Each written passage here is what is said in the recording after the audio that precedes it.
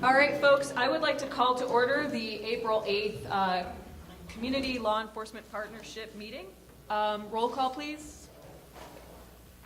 Steve Borazon. Here. Laura Conover. Isabel Garcia. Here. George Haney. Here. Christian Landrum. Present. Dorlina Luna. Present. Kevin McNichols. Here. Terry Parrish. Here. Tiara Rainey. Here. Jessica Rodriguez. Zaira Serrato. Here. Jaime Tadeo. You have nine members. You have a quorum. Thank you very much. If you are able, please rise for Pledge of Allegiance. I pledge allegiance To the flag of the United States of America and to the republic for which it stands, one nation, under God, indivisible, with liberty and justice for all.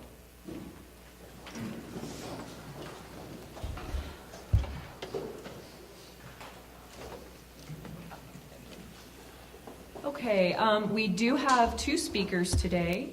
I would like to call Steve Diamond, and you have 3 minutes. Thank you, Madam Chair. Good morning, Commissioners. All right.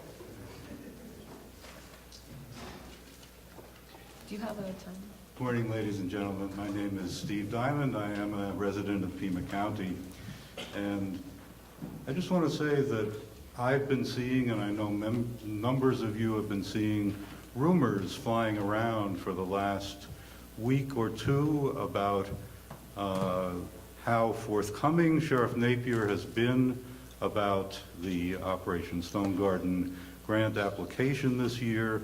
And I urge the Commission to create a space and provide the space and time for the sheriff to speak as completely about this as he wants and to clear up any questions that may be in the mind of the public, because I think the public really wants to know and deserves to know the whole story about the situation surrounding the grant application and the information about the grant. So I'm sure that you intend to do this, and I urge you to proceed as well as you can. Thank you very much. Thank you, Mr. Diamond. We have another speaker, Richard Hernandez. Mr. Hernandez, you have 3 minutes.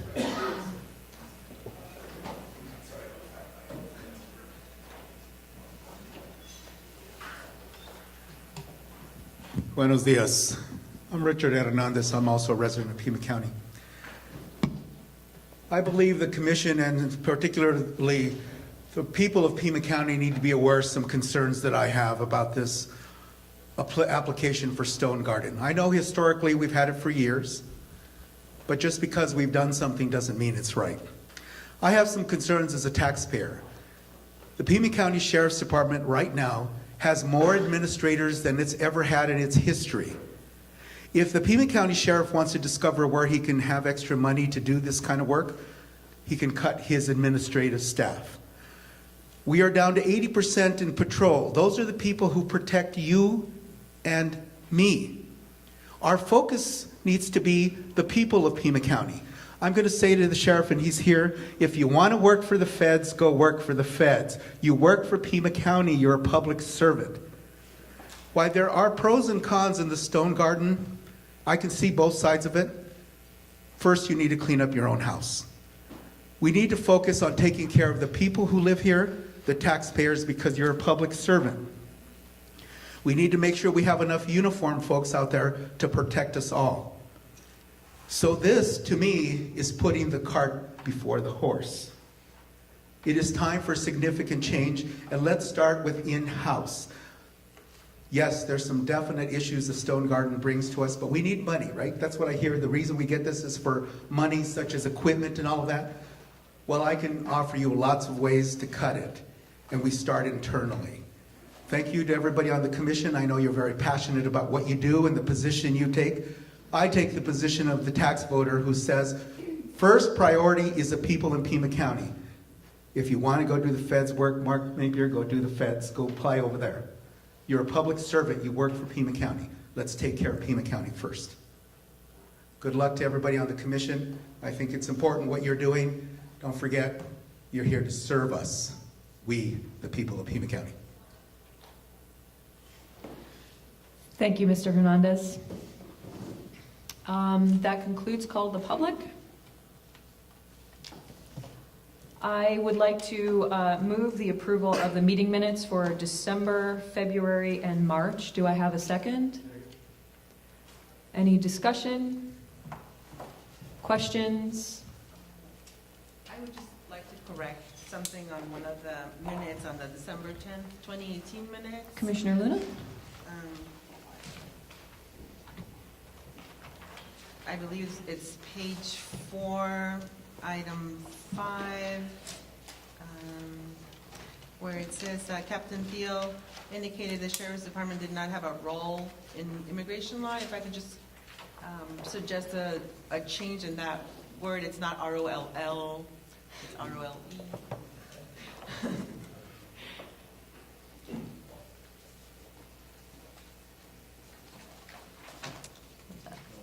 You have it too. Okay.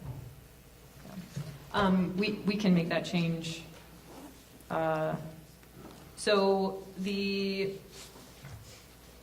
Is there any other questions or discussion on the minutes? Commissioner Garcia? Yes, good morning. I just have a question of order here. I'm very glad we have a quorum, and I'm very glad to see Mr. Parrish and Mr. McNichols here, but did you not resign from the commission? I did not resign. My attendance was requested to be withdrawn until Mr. Supervisor Christie changed his mind, but I appreciate your pleasure in my presence. Thank you. Any other questions about the meeting minutes? So I would amend the motion to include the spelling change for the proper grammar. Okay. So the motion is to accept the meeting minutes with the grammatical change. All in favor, say aye. Aye. Aye. Any opposed? Abstentions?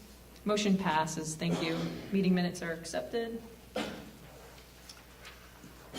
Next item on the agenda, item 5, is a grant acceptance for the Phoenix Police Department Internet Crimes Against Children Task Force. Would anyone like to move this item? I will make a motion that we approve this grant. It is moved and seconded. Do we have a presentation on this item today from the Sheriff's Department? Great.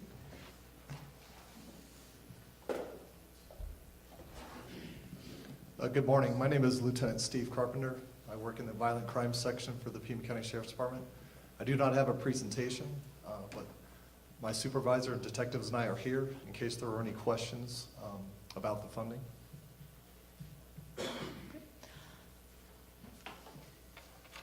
Are there any questions from anyone first?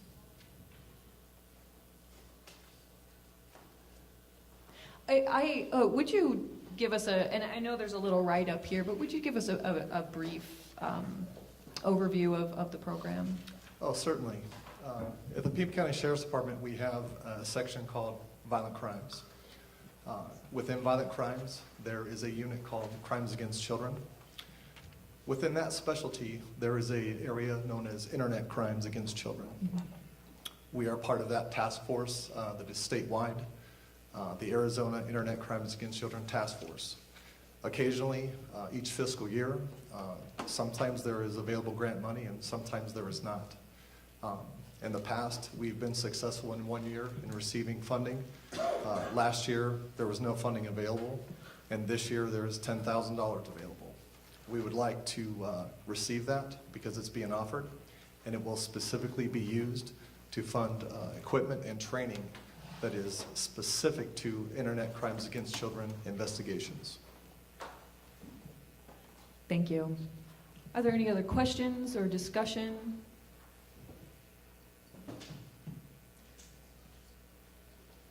Commissioner Luna? I do have a question. When you say it's going to go to equipment and training, is any of it going to go to prevention, or what is the training about? So within this specific specialty within crimes against children investigations, the grant calls for the funds that have to be specifically used for training and equipment. This is training for detectives to investigate the crimes, and it's equipment to help the detectives do those investigations. So specific to your question about prevention, I think the short answer is no, because the grant is very specific. It has to train and equip the detectives who are doing the investigations.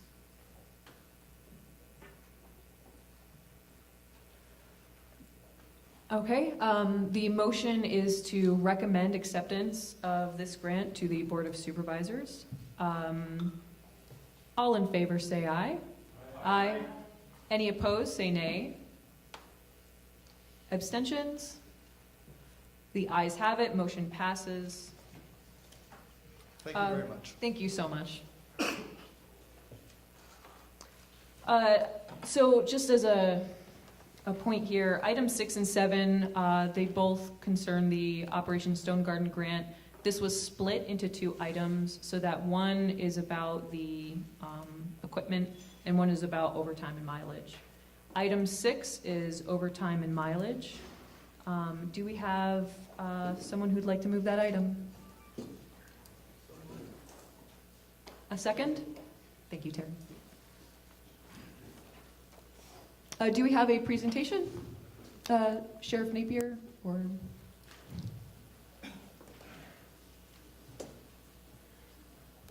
Good morning. It's an honor to be here and have the chance to speak to the Operation Stone Garden Grant Program. Before I begin remarks, I'd like to clarify the record. The previous speaker said that we're at 80% staffing in the field. That's incorrect.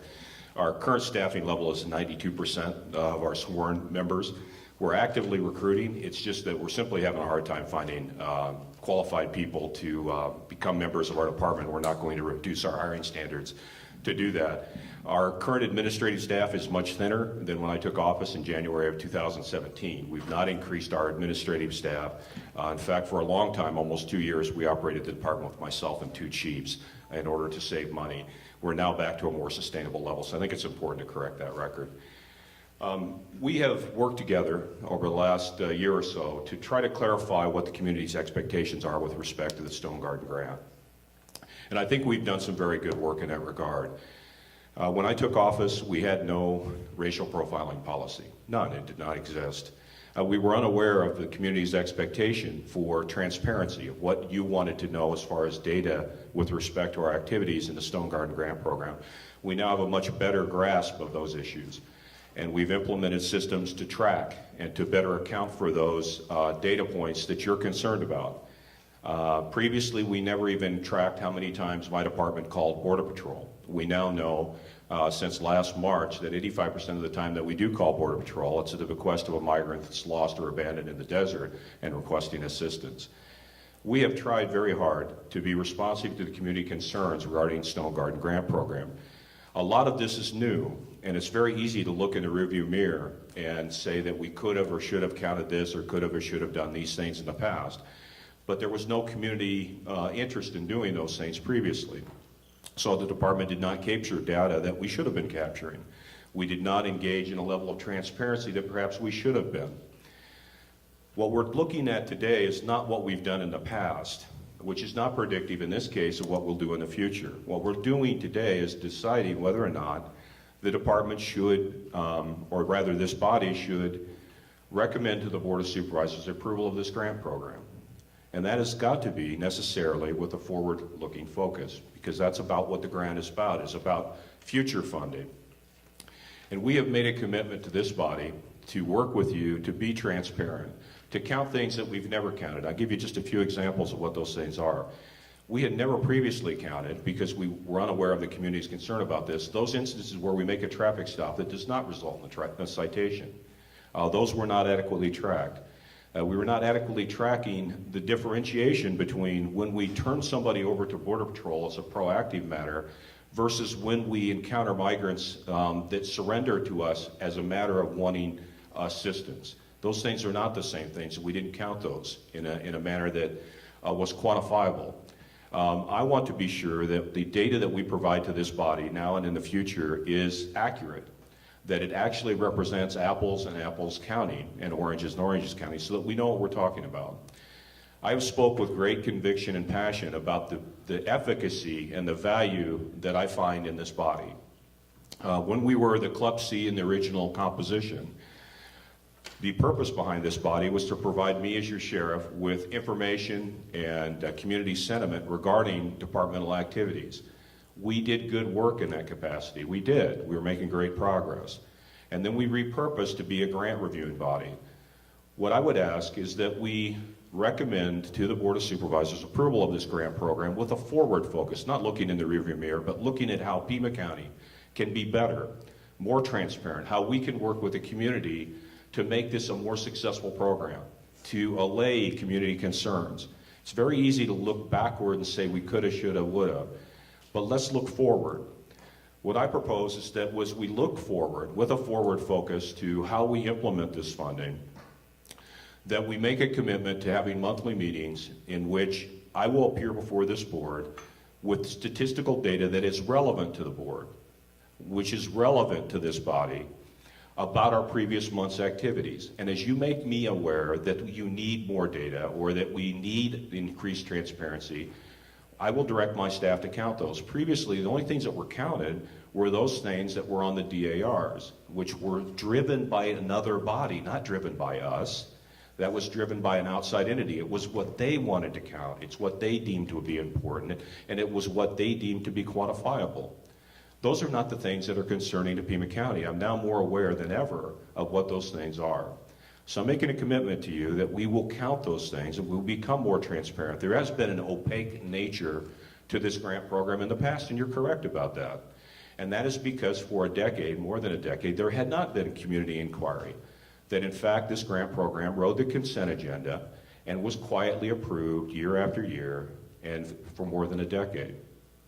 We can get caught up and mired down in little nuances of the grant program, such as whether we get 100% reimbursement for this, and we can go into a bean counting mode with respect to this grant program that I think is displaced. One thing that we do know about this grant program is that we have obtained over the last 12 years $6 million of equipment as part of the Operation Stone Garden grant that has kept us safer, that has made my deputies safer, that has made me able to operate a more efficient department. And moving forward, we will enjoy the ability to have additional equipment, which does offset some of the collateral cost. I've been in constant conversations with Washington, D.C. as a member of the Major County Sheriffs of America and the Arizona State Sheriffs Association. And there is movement in Washington, D.C. to understand that we do need to address some of these peripheral and collateral costs that are real.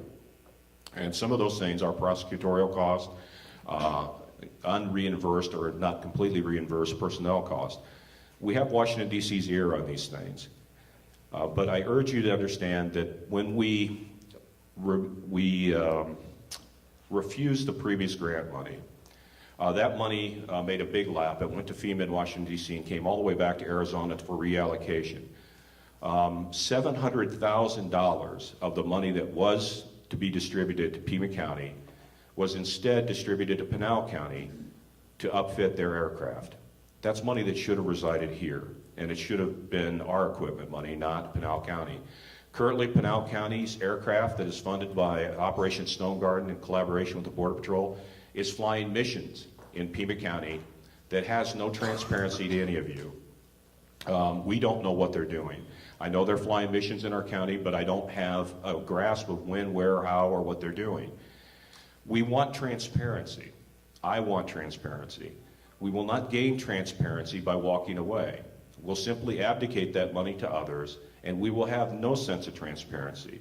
You'll have no sense of ability to guide our operations or to give us input into those things that concern you. If we are an Operation Stone Garden agency, you do have transparency and you do have a voice at the table in these meetings because we will be a Stone Garden participant. Right now, we don't have a voice at that table because we're not a participant agency. Rejecting this money or recommendation of a rejection of this money does nothing positive for Pima County. It does not increase transparency. It does not ameliorate in any measurable way some practices, policies, and rhetoric out of Washington, D.C. that are troubling to members of our community. It does nothing to fix any of those things. It simply denies funding to the people of Pima County.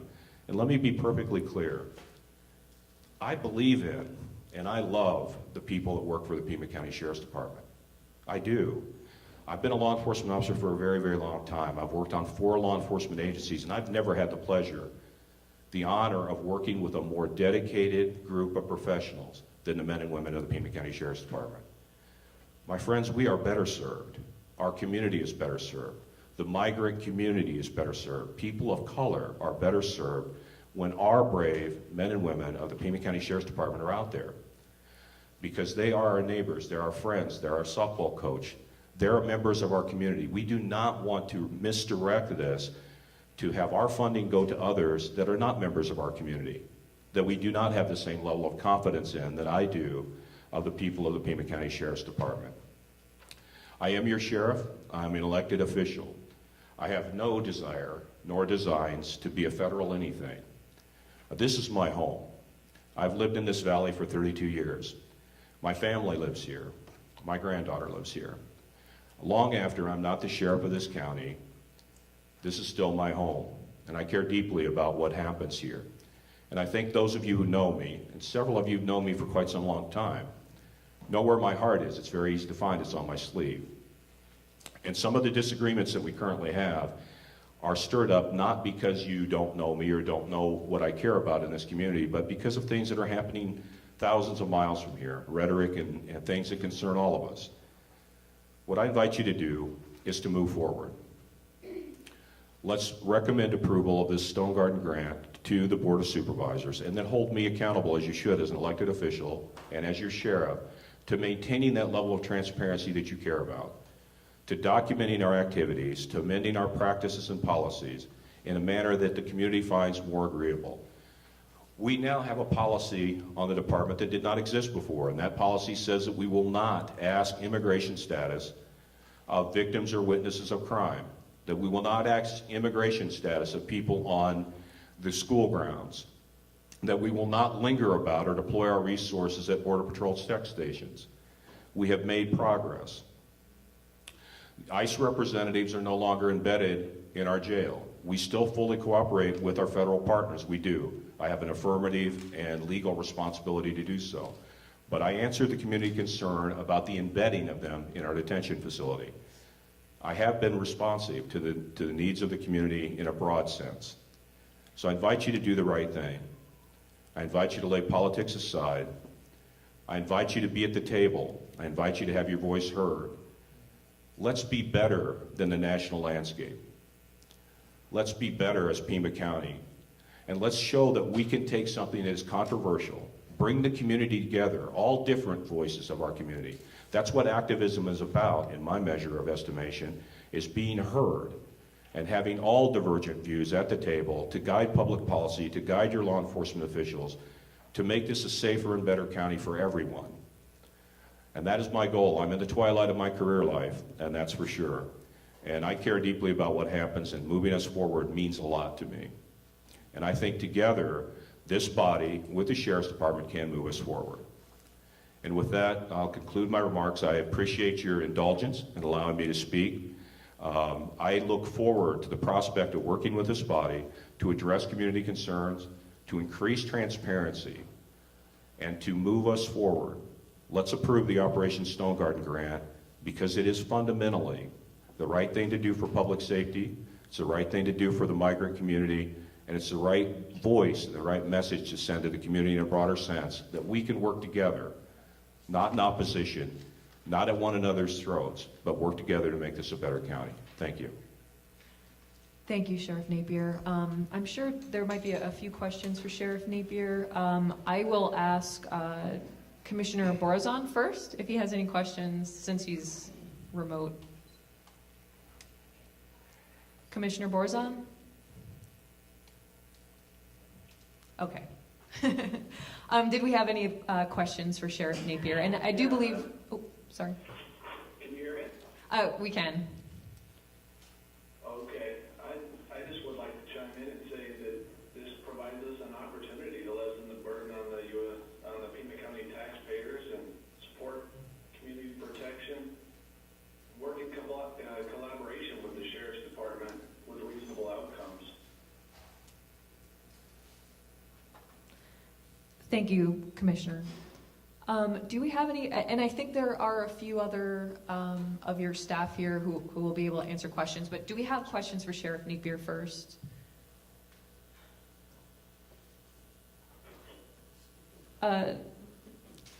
Commissioner Garcia? Was that a yes? Yeah, I was hoping somebody else would ask the question first. The floor is yours. I will.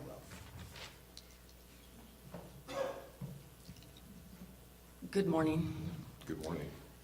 Sheriff Napier, you presented this morning that you've done all of these things that hadn't been provided before, that really you were unaware. Really, this community and the police forces in particular have lived through 1070, the build-up to 1070, and all of that. So, I mean, they're aware. I do believe you're aware. But what I want to ask you is, you've indicated that, you know, that you're the sheriff for Pima County, and I want to ask you how many trips you've made to DC, to the border. How much of your work has gone, as this gentleman has indicated, to be part of the U.S.-Mexico border team, and so you've been colored by it. I heard you on the radio where they asked you about Trump's wall, and you said, oh, you just don't understand what he means.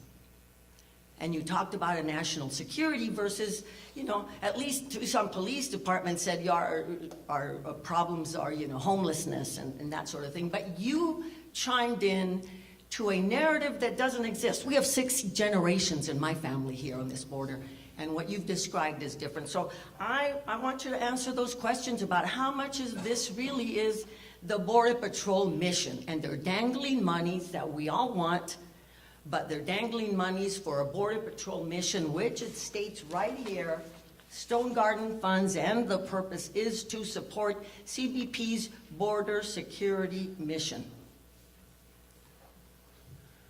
Commissioner Garcia, I think I understand it was a very complex question. I think part of it was the trips that I make to Washington, D.C. I don't have that exact number off the top of my head. I would say in the last 2 years I've been in Washington, D.C. 5 times. Mexico and all the border regions for Trump's visits?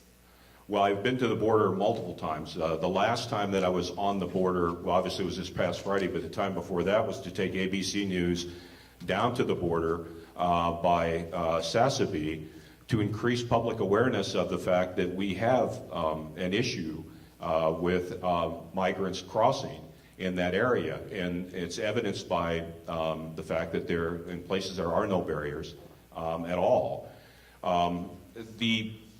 The reason that I do those things is because I feel it important to not abdicate the voice of Pima County to others. Because as I travel about, there are voices that are definitely incongruent with what I believe to be the sentiment of this community. Now, Commissioner Garcia, you and I may disagree, but we've known each other for a good long while. And we may disagree about certain things, but I think the voice of Pima County in general needs to be heard, because otherwise we abdicate that voice to others. So if you pay attention to what I've said in the past, I speak passionately about the humanitarian plight of undocumented persons. I do. And the fact that too many of them are being victimized criminally, sexually, and as a result of the environment. Testament to that fact is that we recover bodies frequently in the deserts of Pima County that we don't know what happened to those people. And there are many facets, and we could probably speak for a good long while about the many facets of humanitarian crisis with respect to the border issue. Some of that, you will correctly point out, happens after they get here because the system is collapsed. It cannot adequately take care of the family units and is doing a poor job at doing that. I don't fault the federal government for that so much as I fault the situation. So I speak very passionately about the humanitarian crisis because I'm a Christian person. I'm a humanitarian. It kind of comes with my line of work. And Operation Stone Garden does not further help. We have many, I know you have instances of humanitarian aid, and I'm really grateful for that, but we also have many cases where we've called in and the sheriff goes to Borstar and it just goes nowhere. So we know that if you're a tourist from Germany, you get a different treatment than if it's a lost migrant in the desert, because we have these cases. In fact, one of our organizations is finalizing a report on this situation. So Stone Garden is not, please don't present it as a humanitarian aid grant. Commissioner Garcia, I guess we will have to agree to disagree in part on that, because we call Borstar not because we aspire to have these people deported, but we aspire to have the most readily available rescue platform in that region to rescue these people. I would be remiss if I did not do so.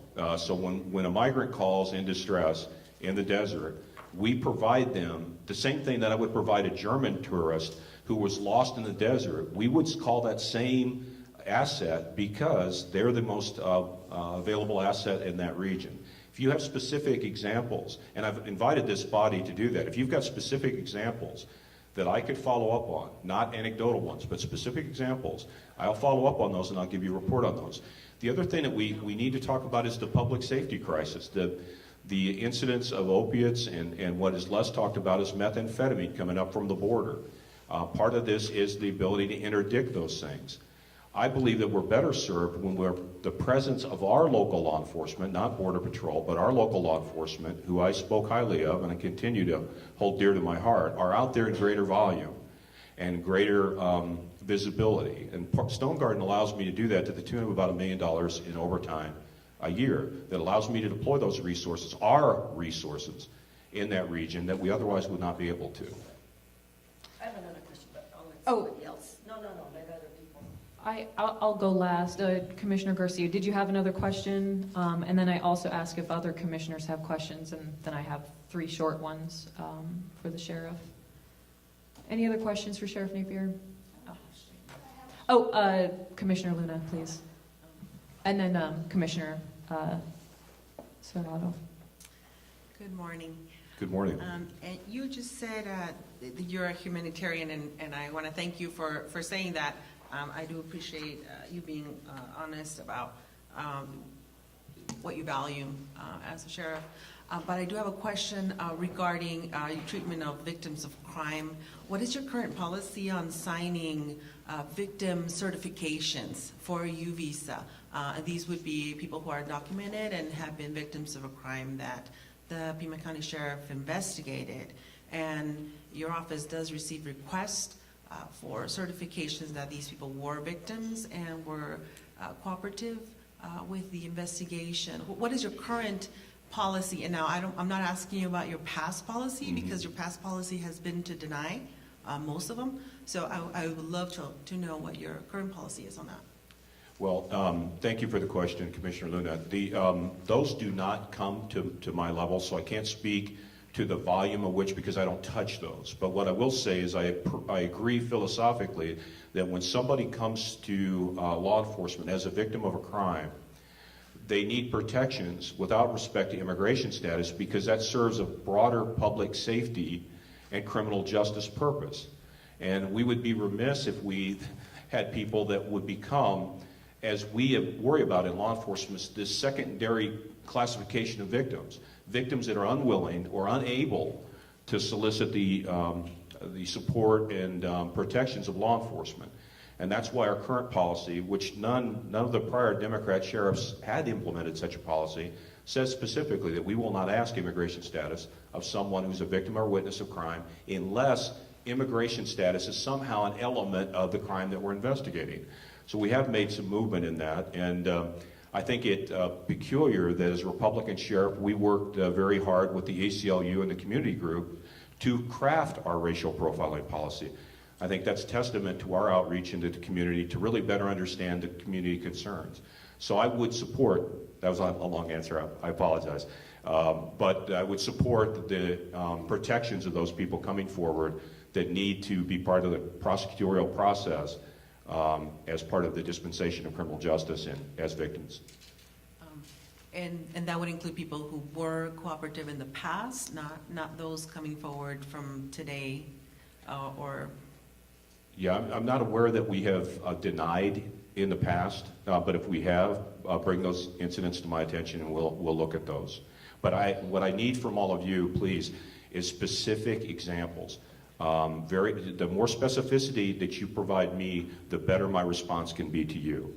Because I would rather be very precise in my response than to gloss over something because I don't have enough information to intelligently respond. Thank you. Commissioner Serrato, you had a question for Sheriff Napier. Yes, I have two questions. We often see the 9,189 square miles and 125 miles of border to describe the area that your deputies patrol. And per Huckleberry's memo from some months back, it looks like when you actually break that down, you're actually only patrolling about 4% of that area. At least that's what you're responsible for, which is about 367 square miles. Would you say that that's accurate? Absolutely not. Okay. That is a county administrator parsing language and preciseness that is incongruent with the dispensation of law enforcement activities. That would argue that we have no responsibility for the borders of Tucson that border Pima County.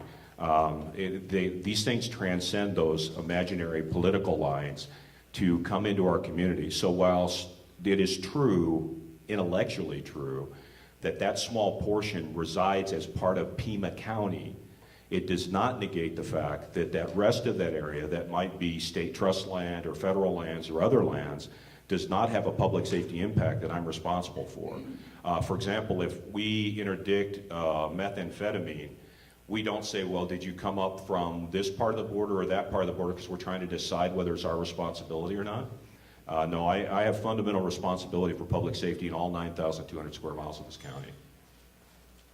Okay, and another question.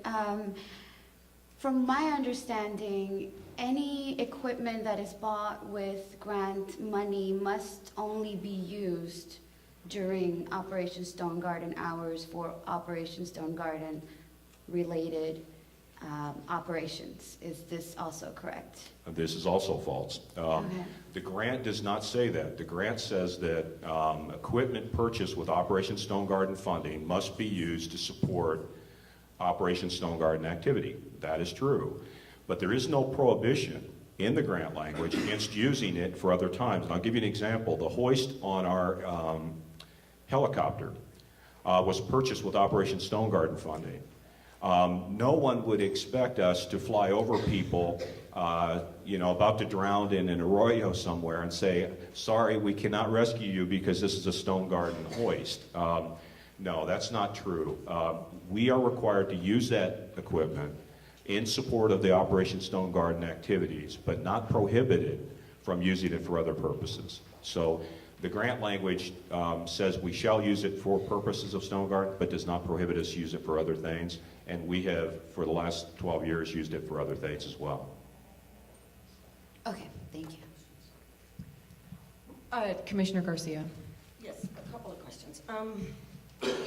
In part of your agency responsibilities, in addition to that you have to support CBP's border security mission, it also says that you engage in border interdiction operations, as you know, and they consist of reasonable suspicion stops of potential undocumented aliens, which I hate that word. I think we should come up to, It's federal language. it's ridiculous, but reasonable suspicion. So your agents are involved, your officers are involved in that.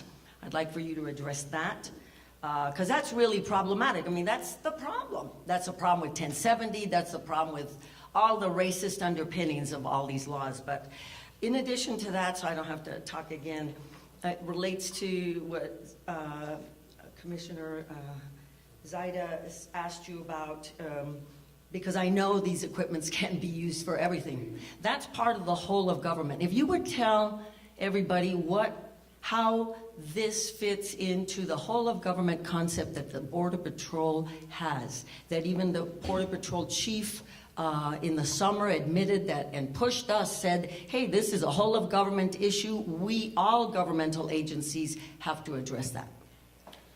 Okay, we did a two-part question, Commissioner Garcia. The first part is the reasonable suspicion thing. What we need to do moving forward is to have a better handle, because I know intuitively that it's very infrequent that my deputies stop somebody under the conditions in which you just articulated. But we can't quantify that because we haven't counted it before. Moving forward, you have my affirmation before this board that I'll work with you to quantify those things so we know the degree to which those things happen, not anecdotally, but quantifiably. And I think that's important because After there's... it happens? Pardon me? After the damage happens? That's what you want us to do? To Well, let you know when things happen? Well, we don't count those things right now. I know that it's very, very infrequent because we have, to some degree, and somewhat ineptly, counted these things in the past. But what I want to do is to better do that, because now we understand that that is a community concern. I don't think we'll ever be in a complete agreement, Commissioner Garcia, and I understand that. The important thing is that we have this dialogue. That's the important thing.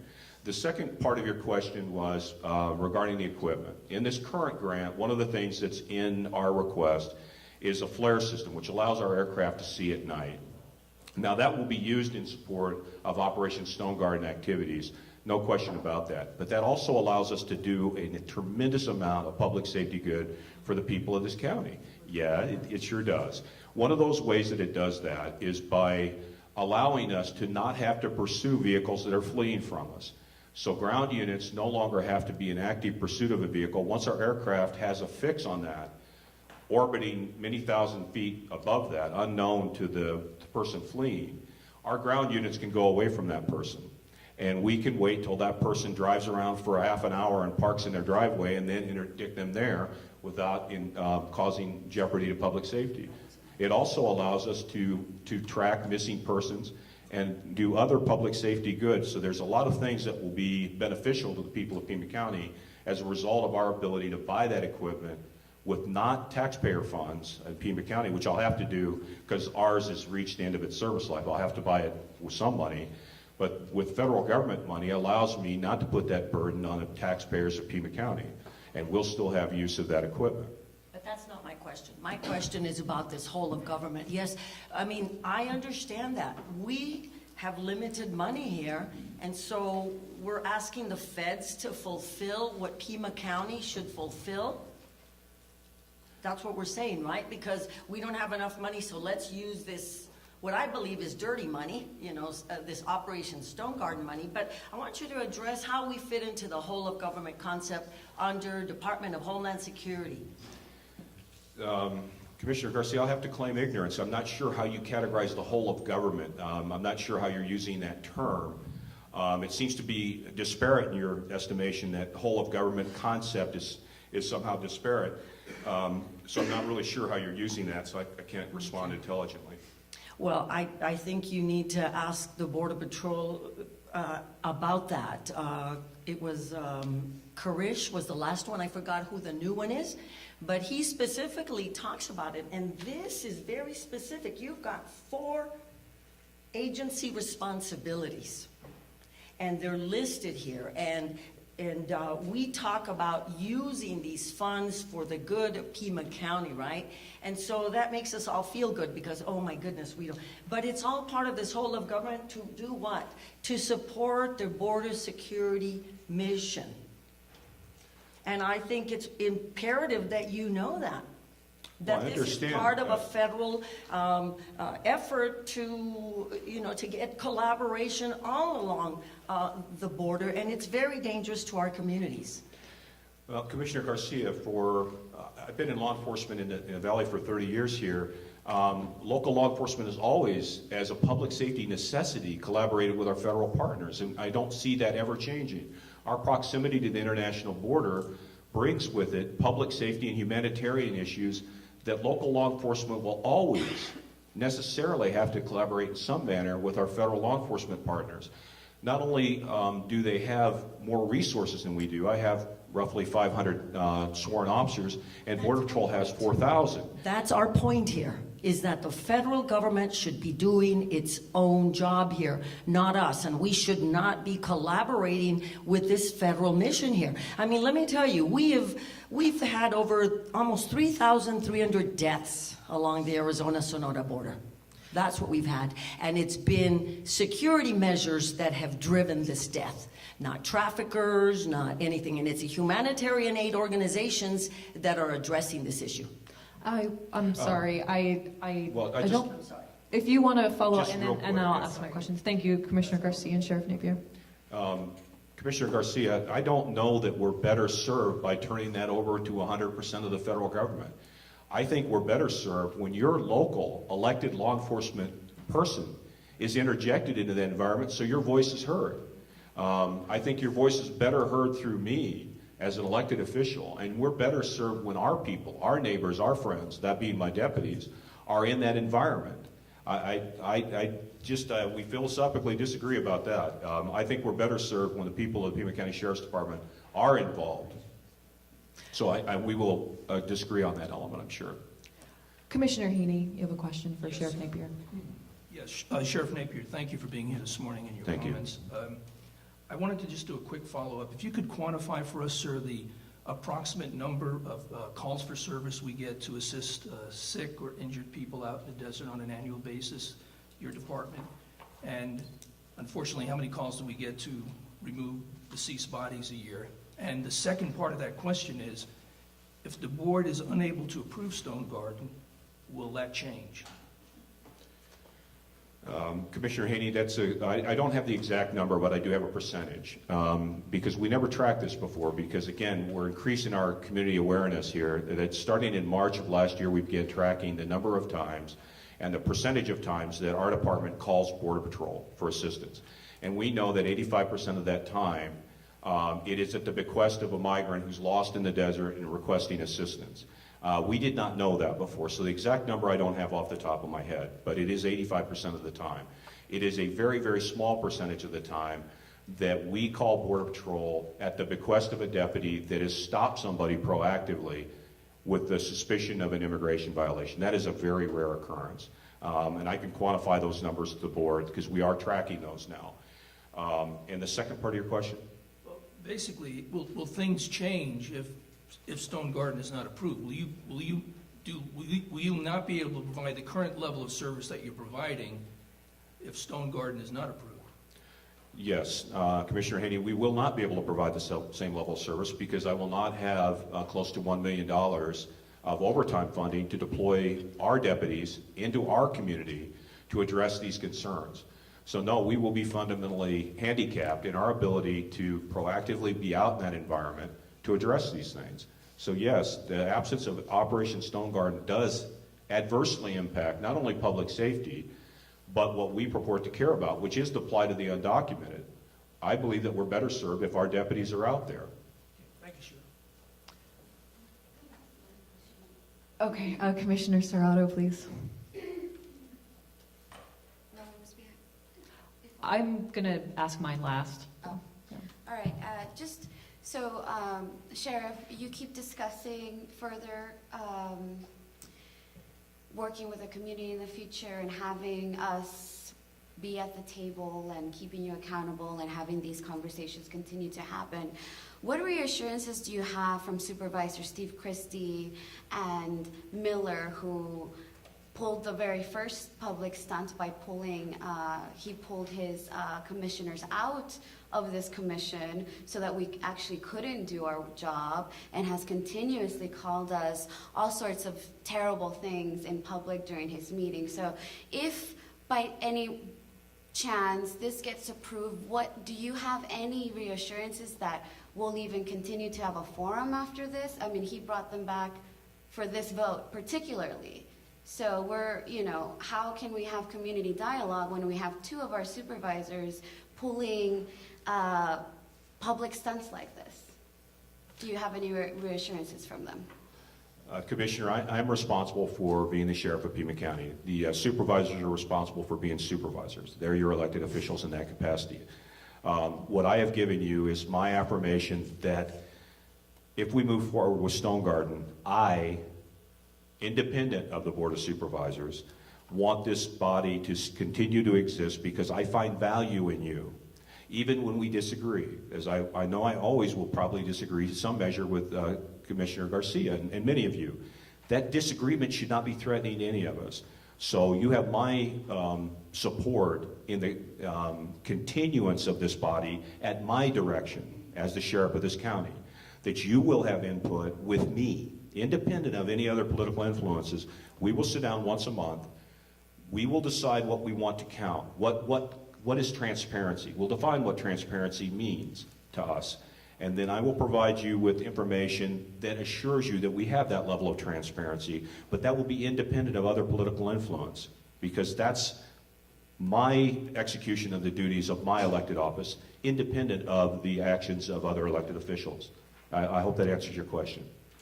Yeah, but you would agree that the commission would be at stake, because this commission, this body itself, may be once again disabled by our supervisors. So this would not be a guarantee that we would have this place to discuss. No. I live my life looking out the windshield, not in the rearview mirror. Out the windshield, what I see is this body taking a deep breath, laying politics aside and some other concerns, recommending to the Board of Supervisors approval of this grant, and then you have my affirmation that I then will reconstruct this body, that we will have a manageable number of commissioners, that you will have direct interaction with me on a monthly basis to discuss these concerns. And no Board of Supervisors member or other political influence will interrupt that, because that will be at my direction, independent of all the other political influences. We, meaning the sheriff and this body, however it's comprised at that point, will work together to address these concerns. You have my affirmation on that fact, because I do find value in this. Sometimes I feel like a piñata, but that's okay. That's fine. And I don't mind that, because I think in that dialogue, good things have come to us. And I don't want us to, and to your point, I don't want us to give this up. We're moving forward. We're doing positive work here. Why would we want to not do that? Let's not give up on this. It's too important. Commissioner Rodriguez. Thank you. Thank you for providing all the data in regards to Operation Stone Garden. To look further into this, we didn't see the entire operations from the Sheriff's Department, and usually when we have seen Operation Stone Garden done in other counties or other departments, we get to see the numbers so we can compare how much of that percentage does have an impact on the department. So if that could be taken into consideration, if we're gonna see this every year, I would like to see the, or is something that you can provide maybe in the next, for us to see the next meeting, that'll be great. But just to compare the number of operations. Well, Commissioner Rodriguez, to that point, what I aspire for us to do is to move Stone Garden forward, and then you tell me what data points you want us to count. And we're going to have to count those independent of the DARs. The DARs are going to be separate from what we count locally in my way of providing transparency to this body. So if we decide that we want to count a certain thing, I will instruct my deputies to count that in a way that I'm sure that that is exactly what's being counted. And then, as I previously stated, we'll come together each month. Let's not wait for an annual report. That's too long. Let's come together each month and report on these things. Thank you. You have provided 6 months from last year. That should be used to collect, at least to compare from last year, not necessarily with the future grants. I have multiple questions, so I would prefer to have just the answer and not personal statements or political statements, and I'll appreciate that from you. Okay. Is the sheriff operating under 2019 Stone Garden grant And if so, since when? And the reason why I ask is because 2018, when the Board of Supervisors said that they were going to overview it before approving it, you still operated. So I just want to clarify if you are operating under 2019 Operation Stone Garden at the moment. The short answer is no. Thank you. Under what circumstances we will see the sheriff's department and CBP collaboration? I'm sorry to say that. Can you tell us under what circumstances are we going to see the sheriff's department in collaboration with CBP? In those instances where public safety in Pima County and our operations with those federal officials intersect. Can you define those? There could be a good many of those times. So I can't give you a broad brush definition of when all those would be. We interact with our federal partners on a broad array of law enforcement activities, the rescue of migrants being one of those things. Often, because there's such a presence of Border Patrol agents in the western part of our county, they'll interact with us on things like they witness drunk drivers, any number of things. So there are a whole number of things that we would interact with them on. I don't think there will be any fundamental difference from that, from the manner in which we've interacted with them for the last several decades. Thank you. Can you define under what circumstances is the sheriff's department assisting during a traffic stop, an illegal traffic stop, and contributing to the detention of families? We never conduct illegal traffic stops. If you have an example of one, bring that to me and I'll address that. Okay. The reason I asked, and I would like to hear you answer, or what's your procedure in this case, but we got to see an illegal stop done by DPS that resulted in a call to Border Patrol. Then we had you DPS show up. You're referring to the stop about a week ago? March 19, 2019. Okay. I can speak to that because that's a specific example. My deputy responded because a federal law enforcement officer was requesting assistance, not to facilitate any of the federal law enforcement activity. That's the same manner in which Chief Magnus said that his personnel responded as well. It was at the bequest of a federal law enforcement officer requesting assistance, not to facilitate or augment the execution of that federal law enforcement officer's activity. Just for clarification, TPD officers were standing at the corner of 9th and 22nd. Your officers came into the streets and actually helped detain the family. Do you know those details? Was what our report provided, our case provided? My understanding is that my deputy, I think there was only a deputy there, was there to ensure the safety of a federal law enforcement officer, which we will do 100% of the time. So safety of federal agents comes first before constituents of Pima County. We will always, and I'll be unapologetic on this, we will always work to protect federal law enforcement officers. I cannot imagine a condition under which this commission would suggest that we would do otherwise. So when they request assistance from us, we have an affirmative responsibility to respond to that, and we will. Thank you. Under what circumstances are we going to see Border Patrol and Sheriff deputies hanging out together? Define hanging out. I don't know what you mean by hanging out. Let's say a Sheriff's vehicle with a Border Patrol vehicle next to each other.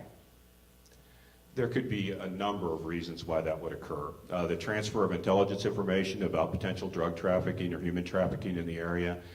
They could simply be talking about the national championship basketball game tonight. There's a number of reasons why two people might stop and talk to one another. I certainly would never try to prohibit that interaction because the sharing of intelligence information has a criminal justice nexus to it that is important. So the idea of hanging out or casual conversations is not something that concerns me a great deal. And then for the purpose of being efficient and strategic with the money that is being invested, how many do you think that you can give us a number or a number of times that this will happen under Operation Stone Garden? That people have what now? That we are going to see just sheriffs hanging out with CBP talking about a basketball championship under Operation Stone Garden. Well, the basketball championship is tonight, so I assume that tomorrow there wouldn't be a lot of discussion about that. But no, we will always interact with our federal partners. We have to exchange intelligence information and operational information, if for no other reason than public safety reasons, but also because in that environment, there are a lot of federal agents running around out there. My deputies are running out there. From an officer safety standpoint, the right hand has to know what the left hand is doing. So we will always have to interact with them. Even if you reject Stone Garden and we get no Stone Garden funding, nothing about that will change. We'll still have to interact with them for public safety reasons and officer safety reasons. That just will never change. So rejection of this will not ameliorate that concern. All right, thank you.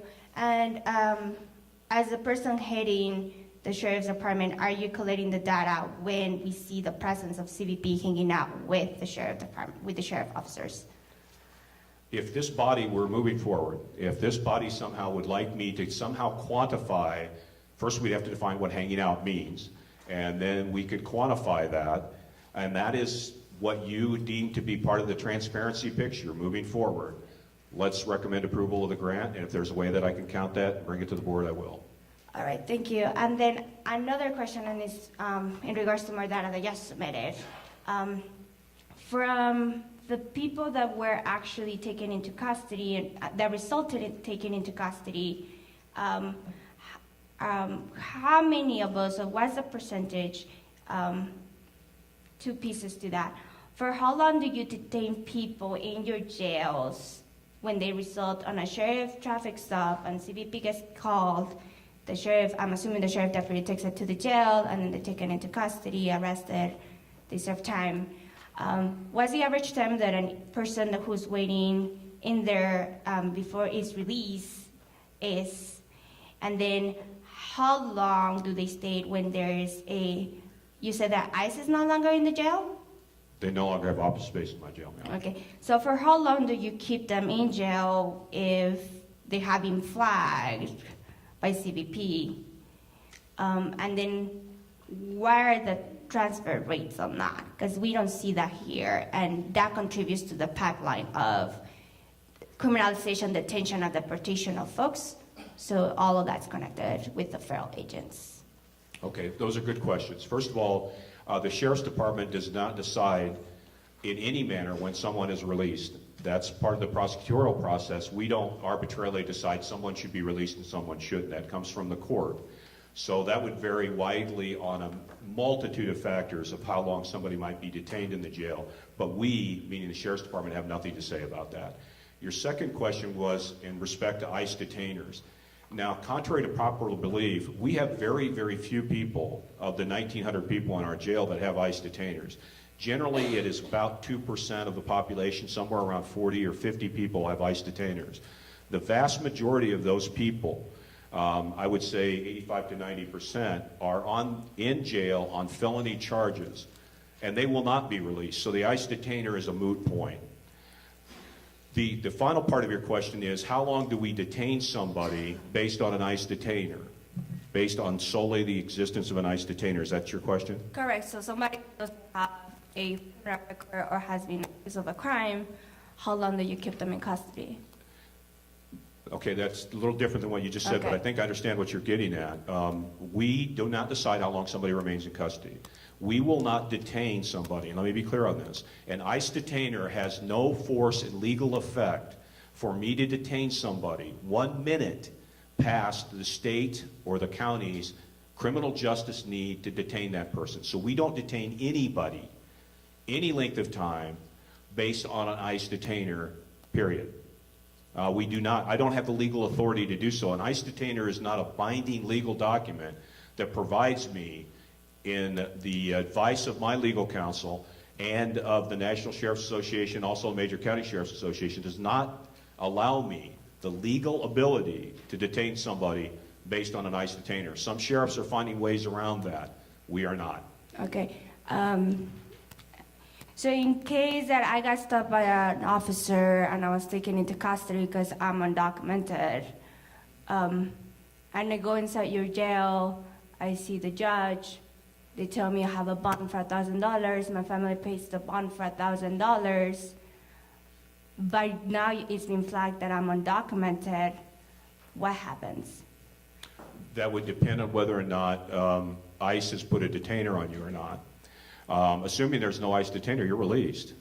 Because we have no criminal justice reason in Pima County to maintain custody of you anymore. Again, that's a decision made by the court, not by the sheriff. Okay. So how does the ICE detainer comes through? How you know which one is in and which one is not? We transfer information, as we're required to ICE, and then they transfer back to us a detainer. And again, this is very infrequent. I think there are maybe 40 or 45 out of 1,900 people in the jail, so this is not a frequent occurrence. I know people think it is. I go back east and talk to sheriffs, and they assume that 95% of my jail must be undocumented persons, and that's simply false.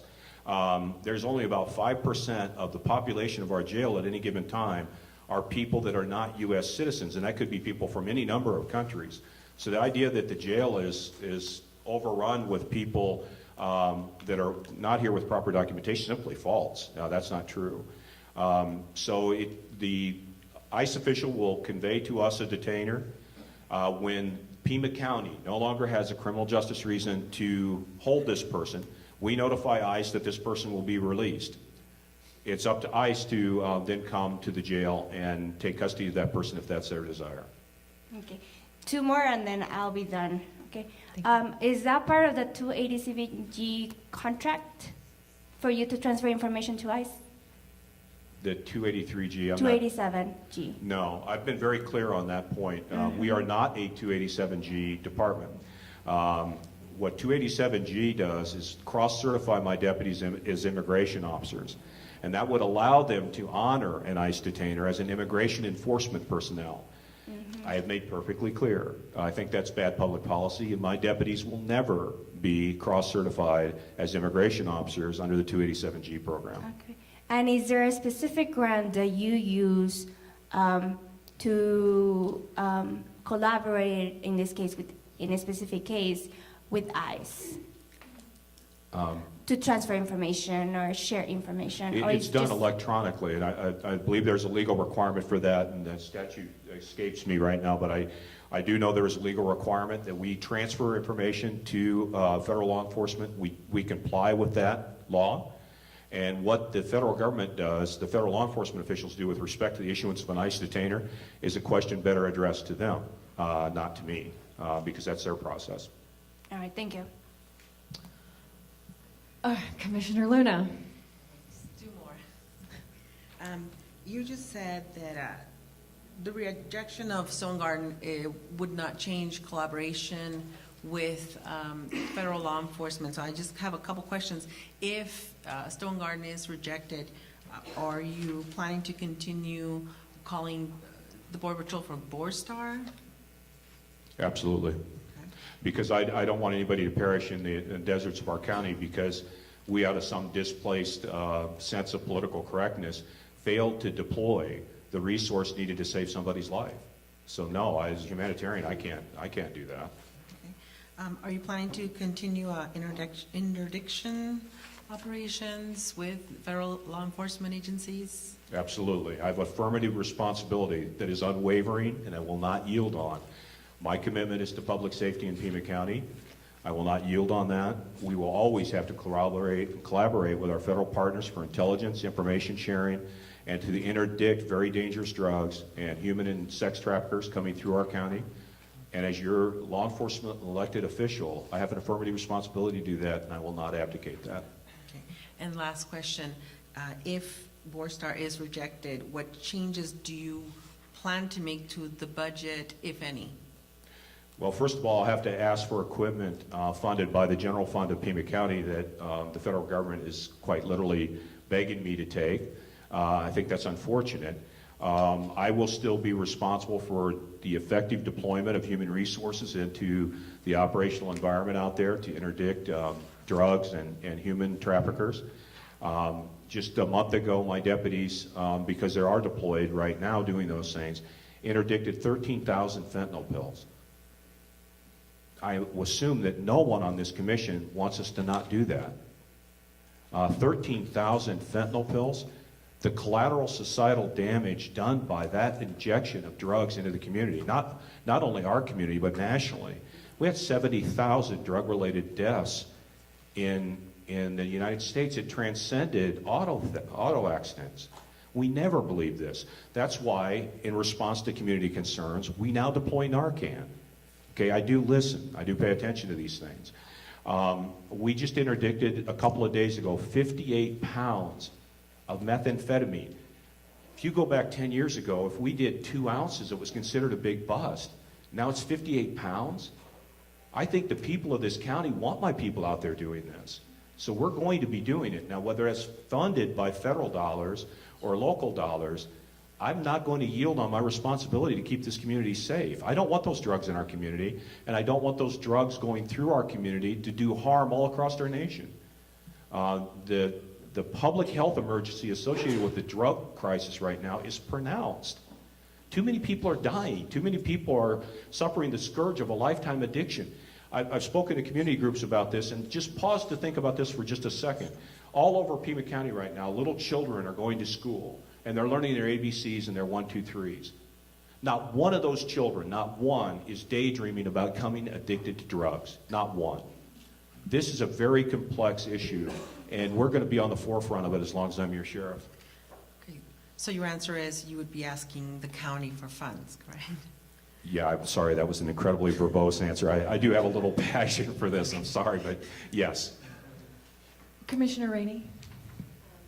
Yes, I just had 2 very quick questions. The first was regarding if CLEPC was disbanded and you created your own commission. Can you please clarify what the criteria of the people and community that you would be inviting to participate in this commission? Well, I hope that's a great question, Commissioner Rainey. What I would hope is that what we would do is take the elements of the current commission and you would decide. It shouldn't be directed by me. I shouldn't be appointing people. It should be the community that appoints people. And I have a great confidence in the chair. Despite disagreement with Commissioner Garcia, I think you all can decide to me what the composition. The only thing I would ask is let's not make it unwieldy. Let's not make it 30 or 40 people because that becomes unwieldy. Let's keep it a manageable number, but that should be driven by you on who you think best represents the broad interest of the community. Okay, thank you. And my last question was, you've spoken quite a bit about humanitarian aid provided by the Sheriff's Department, and I was hoping that you could specify the specific activities when you say humanitarian aid. How specifically is the Sheriff's Department providing humanitarian aid to those in the desert? Well, I'll give you an example. Just several months ago, one of my assistant chiefs was traveling out Ajo Highway with CBS News in there. And someone came out of the desert and flagged the police car down and was obvious distress saying, agua, agua. This happens very frequently. We know that the high percentage of calls coming into communications that we subsequently call for assistance are at the bequest of migrants. So it's a very frequent occurrence. I apologize, I don't have the number off the top of my head. I think I talked to the new Border Patrol chief a week or so ago. His name's Chief Virel. I think they've done 172 rescues since the first of the year. That's rescue events, not number of people. Yes, sorry, and I want to clarify, I'm not so specifically asking about the number. I'm asking about the specific activities. What does it look like? Is it simply picking people up? Is it calling EMTs? What specific humanitarian aid activities do they participate in when they're rescuing people? Oftentimes it's if a migrant surrendering because they've been dropped off by traffickers somewhere in the desert and they're in distress because they don't have adequate water. So a lot of times that comes to us directly. So it really runs the whole gambit of activities. I cannot give you a boilerplate, but that's another thing as we move forward. If you'd like me to parse that data down to be more specific, we can do that, where I could say, okay, there are 5 conditions under which we provide humanitarian aid. How many times did we do those 5 things? But again, that's something that this body could help me better define. Okay, I specifically just wanted, I think humanitarian aid is a very broad term, and you utilize that, and so I just wanted us to be as specific as possible as to what that means, because I think it can encompass from anything from giving water to people all the way to actually driving folks to hospitals, providing all sorts of other aid. And so I just wanted to clarify what that broad term meant when you said that the Sheriff's Department provides humanitarian aid. And that's it. Thank you so much. It could be a great number of things. The one thing I do support is Humane Borders. Have a good relationship with them. And one of the things that they've asked me to do, which is kind of a two-edged sword, is to allow my deputies to better monitor the water stations that they have deployed in the desert, because unfortunately they're subject to a lot of vandalism and are degraded often. And I do support fully Humane Borders' attempt to put water stations in the desert to ensure that these people don't die as a result of environmental exposure. Okay, if there are no more questions for Sheriff Napier, you must take my, Commissioner Serrato. Sorry. Sheriff, are you aware that at this moment in Santa Cruz County, the sheriff had to park, I think, 2 vehicles that he bought with Operation Stone Garden money? He was audited by the Arizona, I have the name, by the Arizona State Auditor. So he or the sheriff there can only use these vehicles when his department is collaborating with Border Patrol. Are you aware of that? I have discussed that with Sheriff Estrada, and he would be in a much better position than I to explain the full dynamics behind that. But the underlying problem there was that he had received money, and Sheriff Estrada is in a very precarious position with respect to his budget, and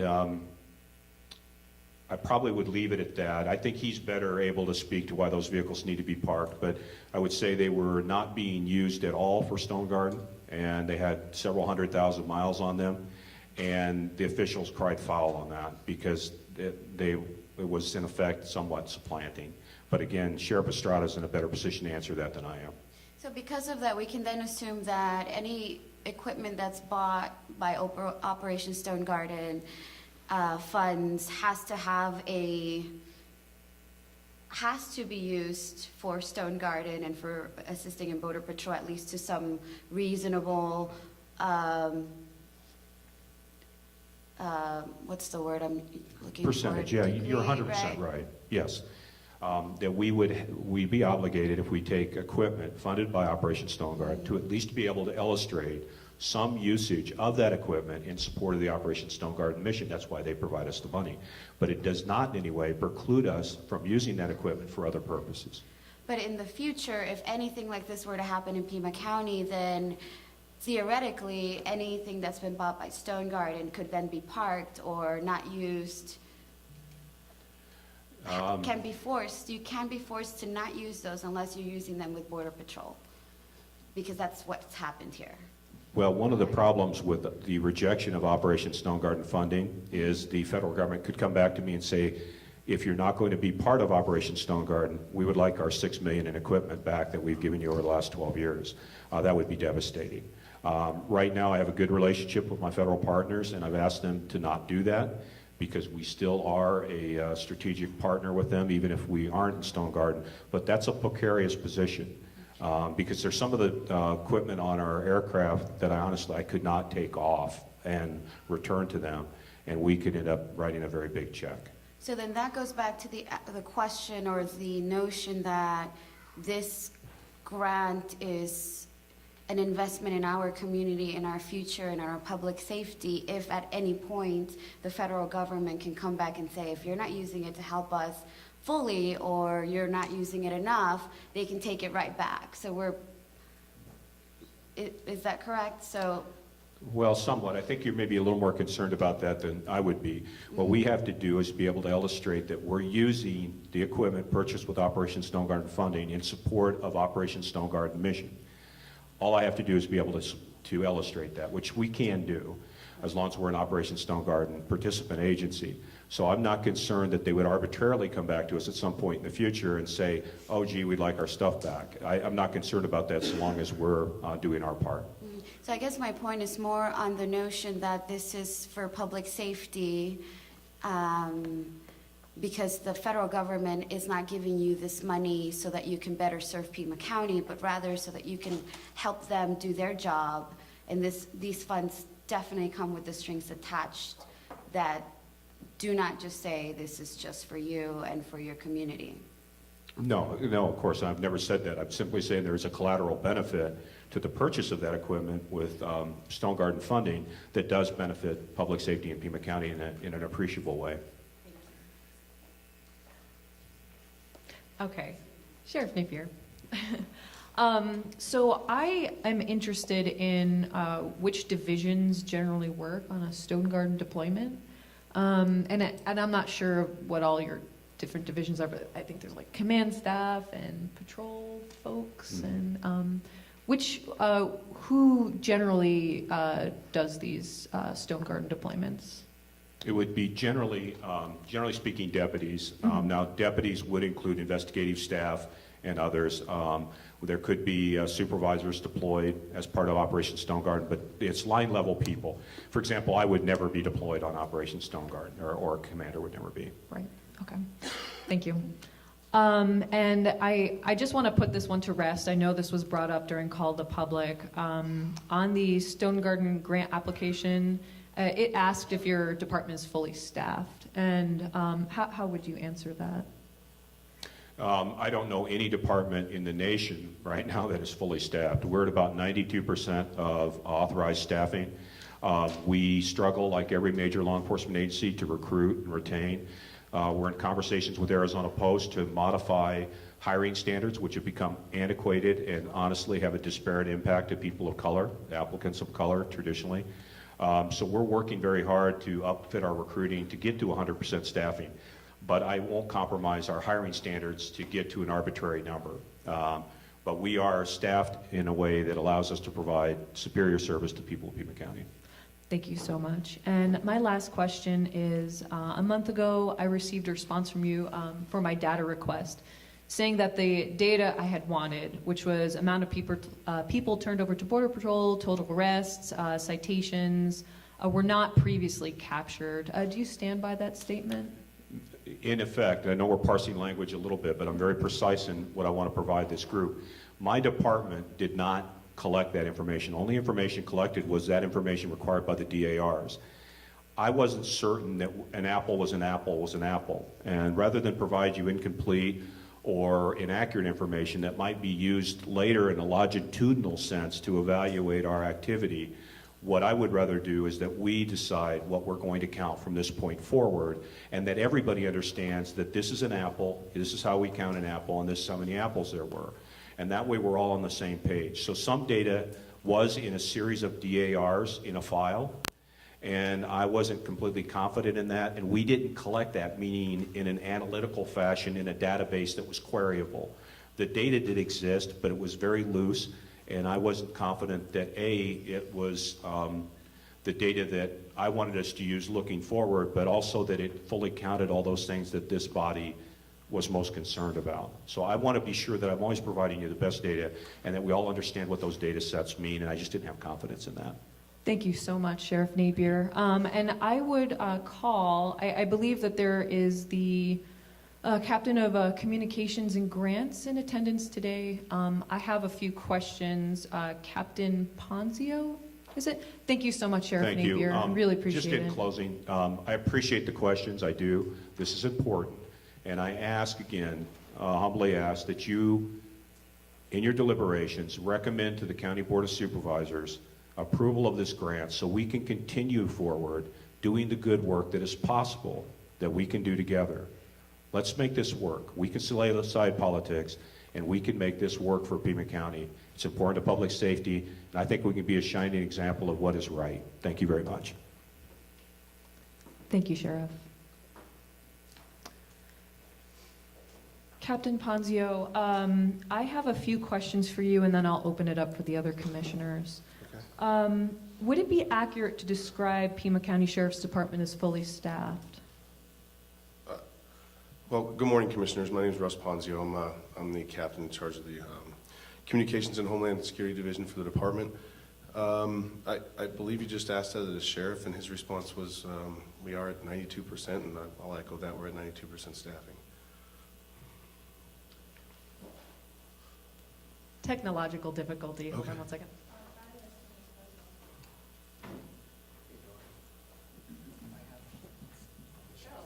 It worked before. All right, where's the tech wizard?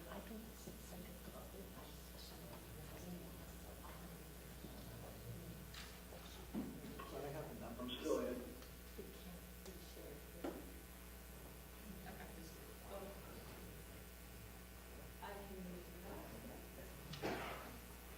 Hello? Oh, sorry, Steve, we were having a problem with some technology with you. Okay, so this is a copy of the grant application here that asks, is your agency fully staffed? And then down at the bottom, it says that Pima County Sheriff's Department is sufficiently staffed, all that. That's why I'm asking this question. So you're saying that, I have a question about this. Do you know what this is, sir? Yeah, it pretty much looks like our department staffing document. Okay, and so as we heard from Sheriff Napier, it's generally some from investigations and patrol that do the Operation Stone Garden deployments. Is that correct? Yeah, I would say the majority of our personnel that participate in Stone Garden operations come from patrol and investigations. Yes. Okay. So what we're looking here, for those that can't see this, is that on this staffing matrix, it says that the percentage of patrol is at 86%, and the percentage of investigations is at 77.78%. Would you say that that's an accurate... Let's just look at patrol, for instance. Is that accurate? Are all 86% of those deputies available? Are they available for deployment? Anytime you see a percentage of staffing, regardless of what division it is, when you ask me if all of them are available for deployment, those numbers encompass everything, and that's not unique to any division or any agency or anything else. When we're talking about staffing numbers, we have 86% of our available staffing is in patrol. When that total number encompasses everybody that's available and that's assigned to patrol. That includes people on military leave, people that are on FMLA, extended leaves, whatever leaves are available to in the county. So, and as well as the number of and overall staffing also includes the number of bodies that are in the academy as well. So, yeah, so I think I understand your question, but 86% of the people, when it say it was 86% staffed, that's not all of them are necessarily available. So. Okay, so 86% are how many names are on payroll, basically, but not available for deployment. Right. And I think now that I can walk around a little bit, I see that there's this unavailable deputies, 14. I don't know where this even really came from, but it looks like 9 on military leave, and I've also heard that there might be other, so that brings this number down to 80%. And I think that might be where the gentleman, Mr. Hernandez, earlier had mentioned an 80% number. But in looking at some of the staffing, it seems that even of that 80%, there might be fewer available, as there are other special assignments for patrol. Are some being put on judicial assignment? Yeah, to address your first question, I can't really see it from here, but I see military leave, so I'm assuming that those 14 deputies that are unavailable are the leaves that I was alluding to, if the first one's military leave. And so there's probably other leave availability or FMLAs or things like that below that. Yeah, the deputies and detectives, or I should say we are utilizing staffing from patrol and from CAD to augment and supplement judicial security at this point. So that is a fair statement that there are being deputies and detectives deployed to that, which is true. So that would bring that number below 80% then. That would bring it into the 70s potentially. Do you know how many are doing judicial assignments at the time? I don't. I'm really not. I'm because of my division. I'm really not in charge of the patrol division. I believe it's around 15 deputies or so. Okay, total. thank you very much. A combination of deputies and detectives, 15 total, I believe. Okay. When I'm finished, Commissioner Parrish, you have the floor. Okay. Would you say that regular shifts are being adequately covered at this time in Pima County Sheriff's Department? Again, not being assigned to patrol. And speaking with my counterparts, yes, I know that they're, you know, all of us collectively as command staff in the Sheriff's Department are constantly conferring about how to, you know, to deploy the available staffing. I know they're currently taking a look at patrol and trying to optimize deployments of our available resources. As far as adequately covered, I do force commander once a month, which means I'm out with the troops at night on shift with them. And when I do force commander, I don't see, you know, necessarily a shortage, but I'm not out there every day. So. Okay. It sounds like, to me, resources are stretched pretty thin. Moving away from that, here is a copy of the email I sent on March 12th. This was my initial data request. And as you can see, the first top questions were for Mr. Huckleberry, and then the next 5 were for the Pima County Sheriff's Department. And for those who can't see it, the first is asking for a specific form. The second is vehicle stops and citation numbers under Operation Stone Garden for fiscal year 17 and 18 while Stone Garden was active. The next point is for, and these are all for fiscal year 17 and 18. I wanted to know the amount of people turned over to Border Patrol, total arrests, misdemeanor and felony, and then total cost per hour under Stone Garden. So here is a copy of Sheriff Napier's response to me, which I received on the 15th. And I wanted to just highlight a few things. So in your packet, you have a copy of a daily activity report that I handed you, and I can show that later. And I believe the commissioners have a copy of the a DAR, so you know what those look like. When I asked about vehicle stops and citations numbers, I was told by Sheriff Napier, we have previously not captured this information, and then there were a few reasons why. And then the same answers applied for the other data that I had requested. This is a copy of a activity report. For those that don't have a copy in your packets, this doesn't look that great because it's really pixely. But you can see right here, we have vehicle stops, citations, felony arrests, actually quite a bit of data. This I chose at random. It looks like some nights were a lot more interesting than others. And those fields are filled out. So now, if I am correct, as communications captain, you deal with public records requests in some way? No.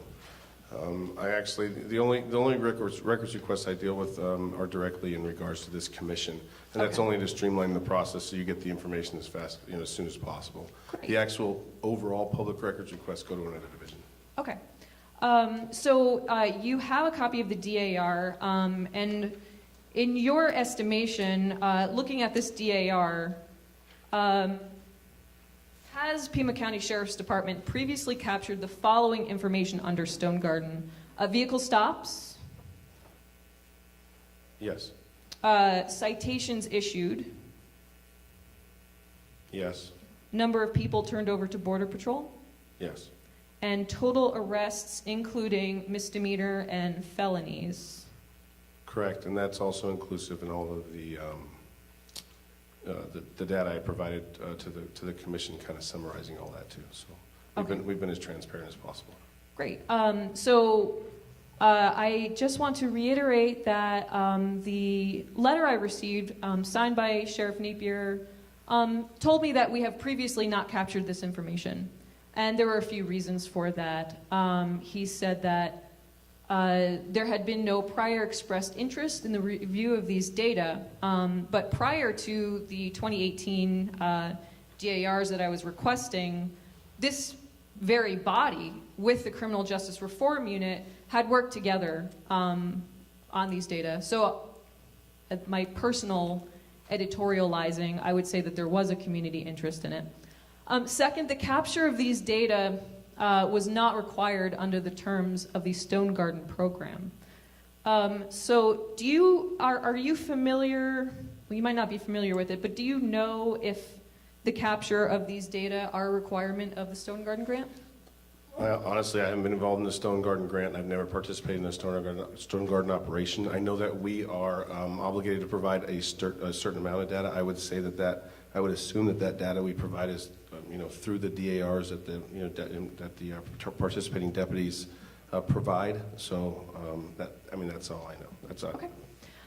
Thank you. And this is a copy of the 2018 DHS Notice of Funding Opportunity for Operation Stone Garden. Once again, it's a little pixelated up here, but this is the reporting procedures and just requirements that these data are collected and furnished to FEMA and DHS. So once again, I was told that capture of these data are not required under the Stone Garden program. And then lastly, it says our records management system is not well designed to capture these. Would you answer for me, is the P drive, your records management system, well designed to capture operation-specific data of this type? Well, the P drive is the folder that's shared, that they pretty much, there are other folders as well, but the P drive for the most part is the folder in which almost all data and information for the entire department is stored within different subfolders, in that database. So that the P drive doesn't necessarily itself capture the data. The data is captured in other methods and then stored on the P drive. Does that make sense? Okay. So there is a place that it resides. Yes. Okay. Great. Okay. I only have a few more questions, and then we'll open it up here. So on March 12th. I sent in my data request and received a response from Sheriff Napier on the 15th. Did my request go through the usual channels for this fulfillment? For the CLEPC board, yes. It went through normal channels, yes. Okay. Would you describe how my request came through and what happened with it? I don't know the exact how it exactly goes, but anytime that you guys submit a request, it goes to the sheriff, the chiefs, the command staff. The command staff involved, me being one of them. I believe my grants manager, Teresa Wilson's also involved in that. I'm not sure if our records section is or not, only because, like I said, most Stone Garden grants we handle, most CLEPC requests we handle directly for you guys, only to expedite the process. So that's basically the kind of the email list that I know of. Okay, great. And did you and your staff help Sheriff Napier write this response to me? Did you inform him with data? No. Okay. Why not?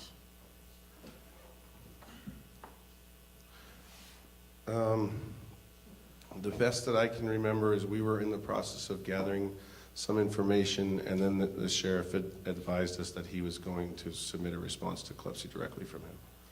So the data were being compiled in response to my request, but then I received this letter from the sheriff saying that he didn't have the data. That's what it looks like to me. And Yeah. I don't want to put you in the position of having No, to answer that. and we had just started gathering the data, so I didn't even, at that point in time, I didn't even know what data was available. Did he ask you if data were available? No. No. Okay. I think that's all I have. Do we have, now I can sit down, and we have Commissioner Parrish is next. Captain Ponzio, are you in charge of records? I am not. So is there a reason the sheriff would normally go to ask you for records that you're not in charge of? No, and that's what I was trying to explain. Okay. Yeah, I know what you're trying to explain. I'm just trying to help it get the answer out there. Also, Captain Ponzio, when Stone Garden pays overtime, is that in replacement for the deputy's normal 40 hours of duty? Or do they work that as extra duty? It's extra duty. And that's work that they volunteer for? Yes. And sometimes this process can be very competitive with people trying to get it more shifts than maybe they would normally get. Sometimes people they're actively working to get an extra job. Yes. Okay. Does our staffing level, has it ever impaired our ability to fill Stone Garden operations? No. What's the span of control of a sergeant? Usually 1 to 5, 6. Okay. So it's reasonable to assume that if you have a sergeant working a Stone Garden operation in, say, 3 Points, he's got 5 deputies working? Yes. Is that an excessive number of deputies? I don't understand your question. Well, does that interfere with the Pima County Sheriff's Department operation, allowing those deputies to work extra time? You're talking about, Yes. in 3 Points, it's a Stone Garden operation? Yes. No, it doesn't impair. No. Okay. Absolutely not. All right. As far as that goes, I have no questions about that anymore, but I wanted to talk about this real quick on the board there. Those DARs, are those processed on our computer or are they hand printed by deputies? I don't know. Okay. The I only- filled them out for years. They're hand printed. Okay, and Okay. the only thing I know about the DARs is as after July 8th of 2018, they were electronically input into the Homeland Security's network. Okay, and prior to that, which was right before I retired, prior to that, we filled them out by hand. So you'd have, that would indicate if they're filled out by hand and just stored, based on your estimation, if you don't know the answer, just say, I don't know. That would, I think, be accurately described by our records management system as not well designed to capture the operation-specific data. So in other words, the data is very difficult to compile if you're going back over trying to recreate these sheets that deputies have and put them onto a computer. Yeah, my understanding is I believe it was the AHO Public Safety Support Specialist that was doing that was taking all the data and transferring it from, I didn't know if it was handwritten or digital, but transferring the data onto a collective spreadsheet. Fairly laborious process, I'm sure. Yes. Thank you. One moment, and yes, Captain Ponzio, how long did it take to pull the DARs that I had requested? I know that Teresa pulled the DARs. I pulled some of the information because it had to be redacted. So if I might defer, or you can ask Teresa directly, I'm not sure. The DARs? Most of the day, she said. Okay, so one day. Okay. And then how long did it take you to do the data retrieval using the method you used, including redaction? Yeah, it's no different method. I just had to go through and make sure, and I had to redact some some information, personal information from arrest records and stuff. Sure. It was a 5 or 6 hour process. 5 or 6 hours. Okay. Thank you very much. Thank you. And thank you for your work. It's Commissioner McNichols and then Commissioner Rodriguez. So having worked in law enforcement, my question is your records management system the P drive, or is your records management system a Spillman system? How do you manage, what program do you use to keep track of your CAD, your calls for service, your reports? That's Spillman. I mean, that's the electronic database that we use for that. And the program software and everything. And within that Spillman system, there are only so many different things that, when it's set up, that you can extract information from it. For instance, calls for service, different types of calls. So, in my understanding of record management systems, sometimes we don't always have all the information we want to collect from a system when we purchase it. Sometimes you have to go in and either you have them do a technological add to it where they recreate new fields for you to either add input to or not add input to, where it makes it easier to withdraw certain information and types of information. If I understand your question correctly, there's when you're dealing with a Spillman system like that, you can tend to be limited on the amount of data queries you can conduct. And so this commission has asked questions from the sheriff about stuff that is not normally captured in that records management system.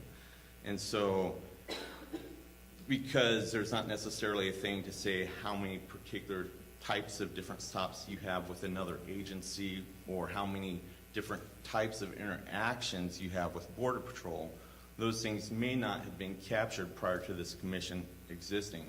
And I believe what the sheriff talked about earlier when he spoke, not only today but in prior meetings, he talked about wanting to find out what information it was that we wanted to collect, so that way they could go back and make certain tweaks to their system so they would be able to have those numbers. So if you take multiple handwritten daily activity reports that isn't necessarily built into their records management system, and you take some that may be written in an electronic format on a Word document, some that are completed that may be scanned and put into a PDF system, and then they might all get massively stored on what I'm assuming is a P drive where all that data goes. You don't necessarily have a thing where you can click the magic button and say, I want you to sort and separate every stop, and that instantly pops up too.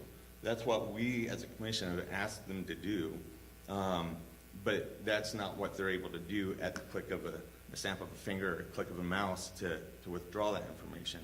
So I think the Sheriff's Department has made great efforts in trying to let us know that we need to let him know what type of information we want, so that way he can work with us. The more specific we get to helping him with the information, the better he can answer our questions. But to just go up here and to basically try to play from a multiple different set of angles saying, this is what I was asking for, it's not as easy as clicking on a mouse and getting that information. So I think we have to be aware of that and understand that, so when they're doing their due diligence to help us, we can help them in the future by telling them what we want specifically ahead of time. So I just wanted to clarify that you didn't have all these different stats easily accessible prior to today or to this commission existing. Thank you.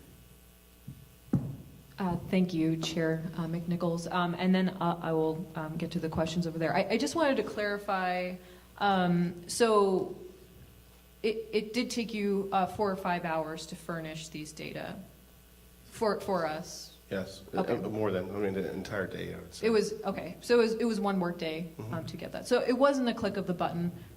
It took one work day to furnish these data. Yeah. But they were in the system. Yes. You were able to retrieve them.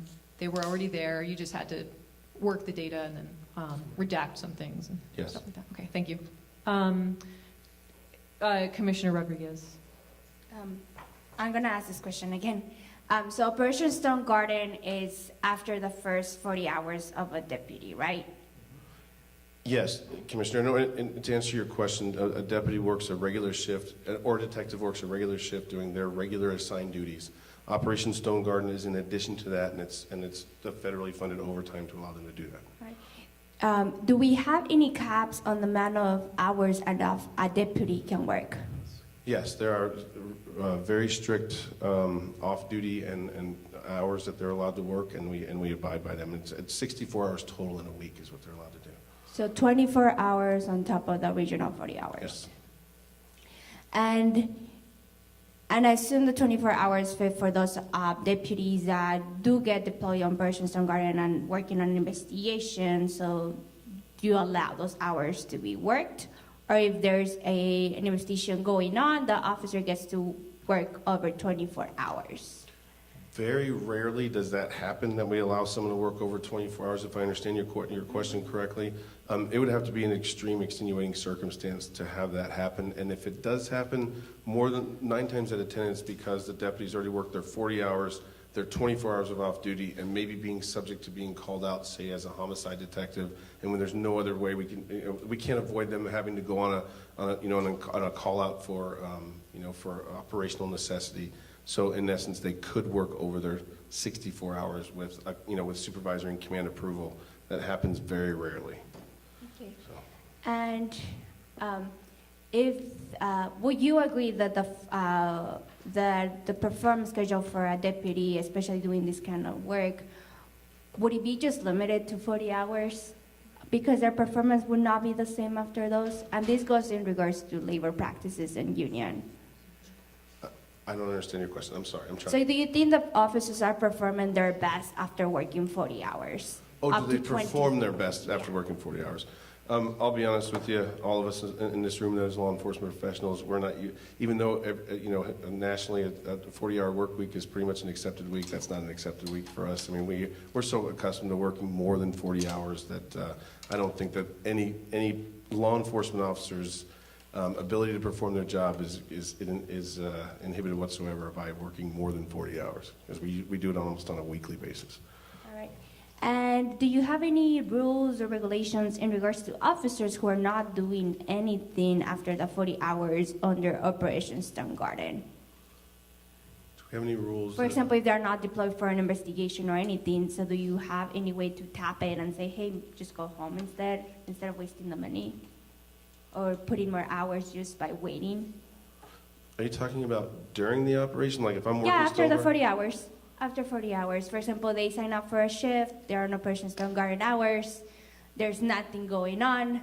Do they get to go home or they have to wait until something happens? Again, I think I understand your question. So after their 40-hour work week, if they're deployed for a Stone Garden operation, those operations are for a designated time period. So they would work that time period. So The time period, but the time period, it's already contributing to an existing investigation, or is something that they're just waiting to happen? No, the time period is set as a predetermined operation in conjunction with a federal partner. So we designate, say, Sonoyta Highway is a Stone Garden op for tomorrow night, and it's from 2000 to 0100 hours, or 2000, 8 o'clock at night until midnight. That's the Stone Garden op. So they would work those 4 hours. That I makes think sense? she's also asking one other thing. They don't sit around and wait. Stone Garden operations are proactive. That officer's job is during that time period that he has to work, is to be out there looking for things, not waiting for something to happen. They're out there working, trying to find problems. So they're trying to find them, is not a already existent thing happening. That's the clarification I want to get to. Okay, then yes, obviously any Stone Garden mission is going to be a proactive patrol of some kind. So we're right. We're out there trying to detect things and deter things. Thank you. Commissioner, sorry, Co-Chair McNichols wanted a comment, and then Commissioner Luna. When it came to pulling stats, and this may be for Teresa with the grants, would you have been able to do it as quickly as you did had the Public Justice Committee that from the county from a year ago not asked us to start, or not asked the Sheriff's Office to start tracking some of those numbers? Had any work from previous requests made pulling the information that you provided for us? Has that made that easier for you guys to do, or? No, I'd say the majority of the information was available. I think as we've gone on, we've added things to the database in regards to the Commission's response or request for information. Commissioner Luna. So, same regarding the data collection.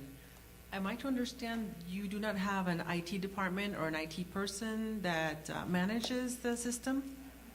IT manages our entire computer system. I mean, of all the databases and all of the law enforcement networks and everything. We have an IT section that is in charge of all that. But each individual division section, they all have their individual folders and sections under the P drive. And then in addition to that, we also have a records management section that houses all of the, all the records in addition to the P drive that we have. So our records management section houses all records. P drive is just a working computer drive that has different subfolders to allow the different sections and units in the department a place to house information. Okay. And as you were gathering the information requested by the sheriff, did you contact that IT department or anyone else with help in crunching the numbers? No, because the data's there. It's a matter of just being able to find it on the P drive and be directed to either where it is or have knowledge of where it is and then pull that information.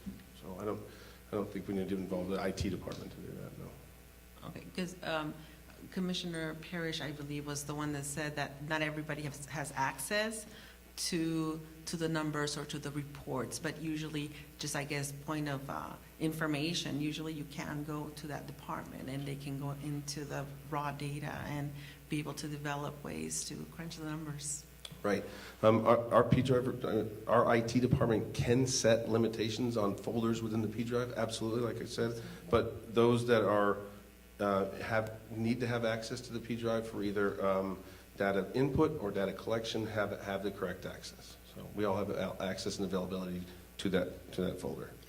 So you do have access to all the information, but it seems to me that we didn't get all the information.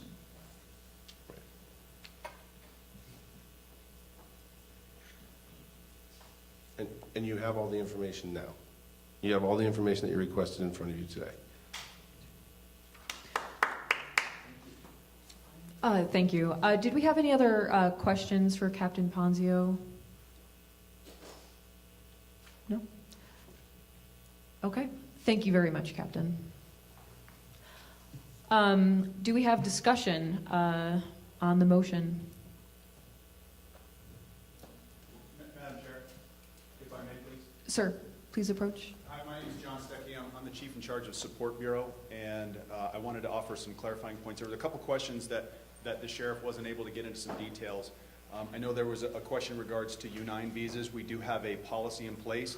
Long and the short of it is those requests go to our Criminal Investigations Division commander, and they are vetted for the process. If that person that's applying for that visa meets the parameters, then it's approved and sent back. So we do have a process in place for the U-9s. In regards to Commissioner Haney's question, bear with me just one second. In regards to body recoveries, we do keep that data. I know the sheriff didn't have it available, but in 2015, 42, and this is not all body recoveries across Pima County, but those in areas where we can anticipate it may be a migrant. In 2015, 42. In 2016, 32. 2017, 89. 2018, 65, and 2019 year-to-date is 16. And just, I think it's already been clarified, but just to add a couple of things to differentiate, because there was a question in regards to our records management system that is in fact Spillman, and it is very different than P drive. As Captain was talking about a moment ago, the P drive is basically an electronic storage device, largely for work product within the Sheriff's Department. The DARs historically have been stored there. And I believe that there's concerns in regards to the lack of transparency on the sheriff's response.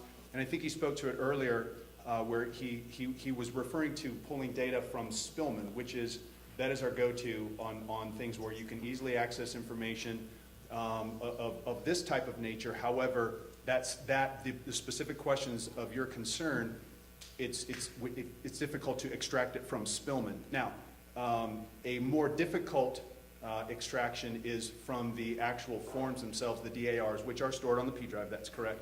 And as Captain Ponzio discussed, it does take time. And I think the sheriff wanted to make sure he gave the most accurate and timely information possible. Quite honestly, I'll take responsibility for not presenting that information further and making sure that the sheriff knew in his response that we could extract this from the hand-created data.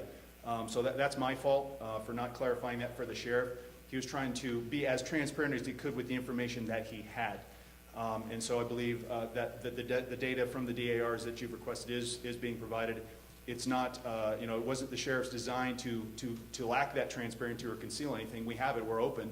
In fact, our intent is to post this data on our website. In fact, with our rural safety initiative, it is posted on our website for all to view. So that information is available. Apologies. Again, I'll take responsibility for not insisting that be extracted. He wanted to use what we find to be the most reliable data, which is within the Spillman system. That is our actual records management system, as opposed to a work product storage device, which is the P drive. So. Thank you, Chief Stuckey? Yes, ma'am. Is Thank it? you. Okay. So I guess Sheriff Napier's response for being accurate and timely was to tell me that the data were not captured and unavailable. But thank you very much. So do we have more discussion among commissioners, and then we can take our vote, and then we can move on to the next. Commissioner Garcia. No,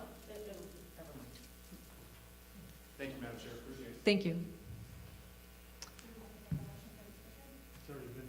The motion is on the floor. We're having discussion before. I'm not sure if this would be up for discussion. Oh, I'm sorry, was someone? Chairman Serrato, please. Oh. I mean, sorry, not Chairman. Chairman. Used to be. Commissioner.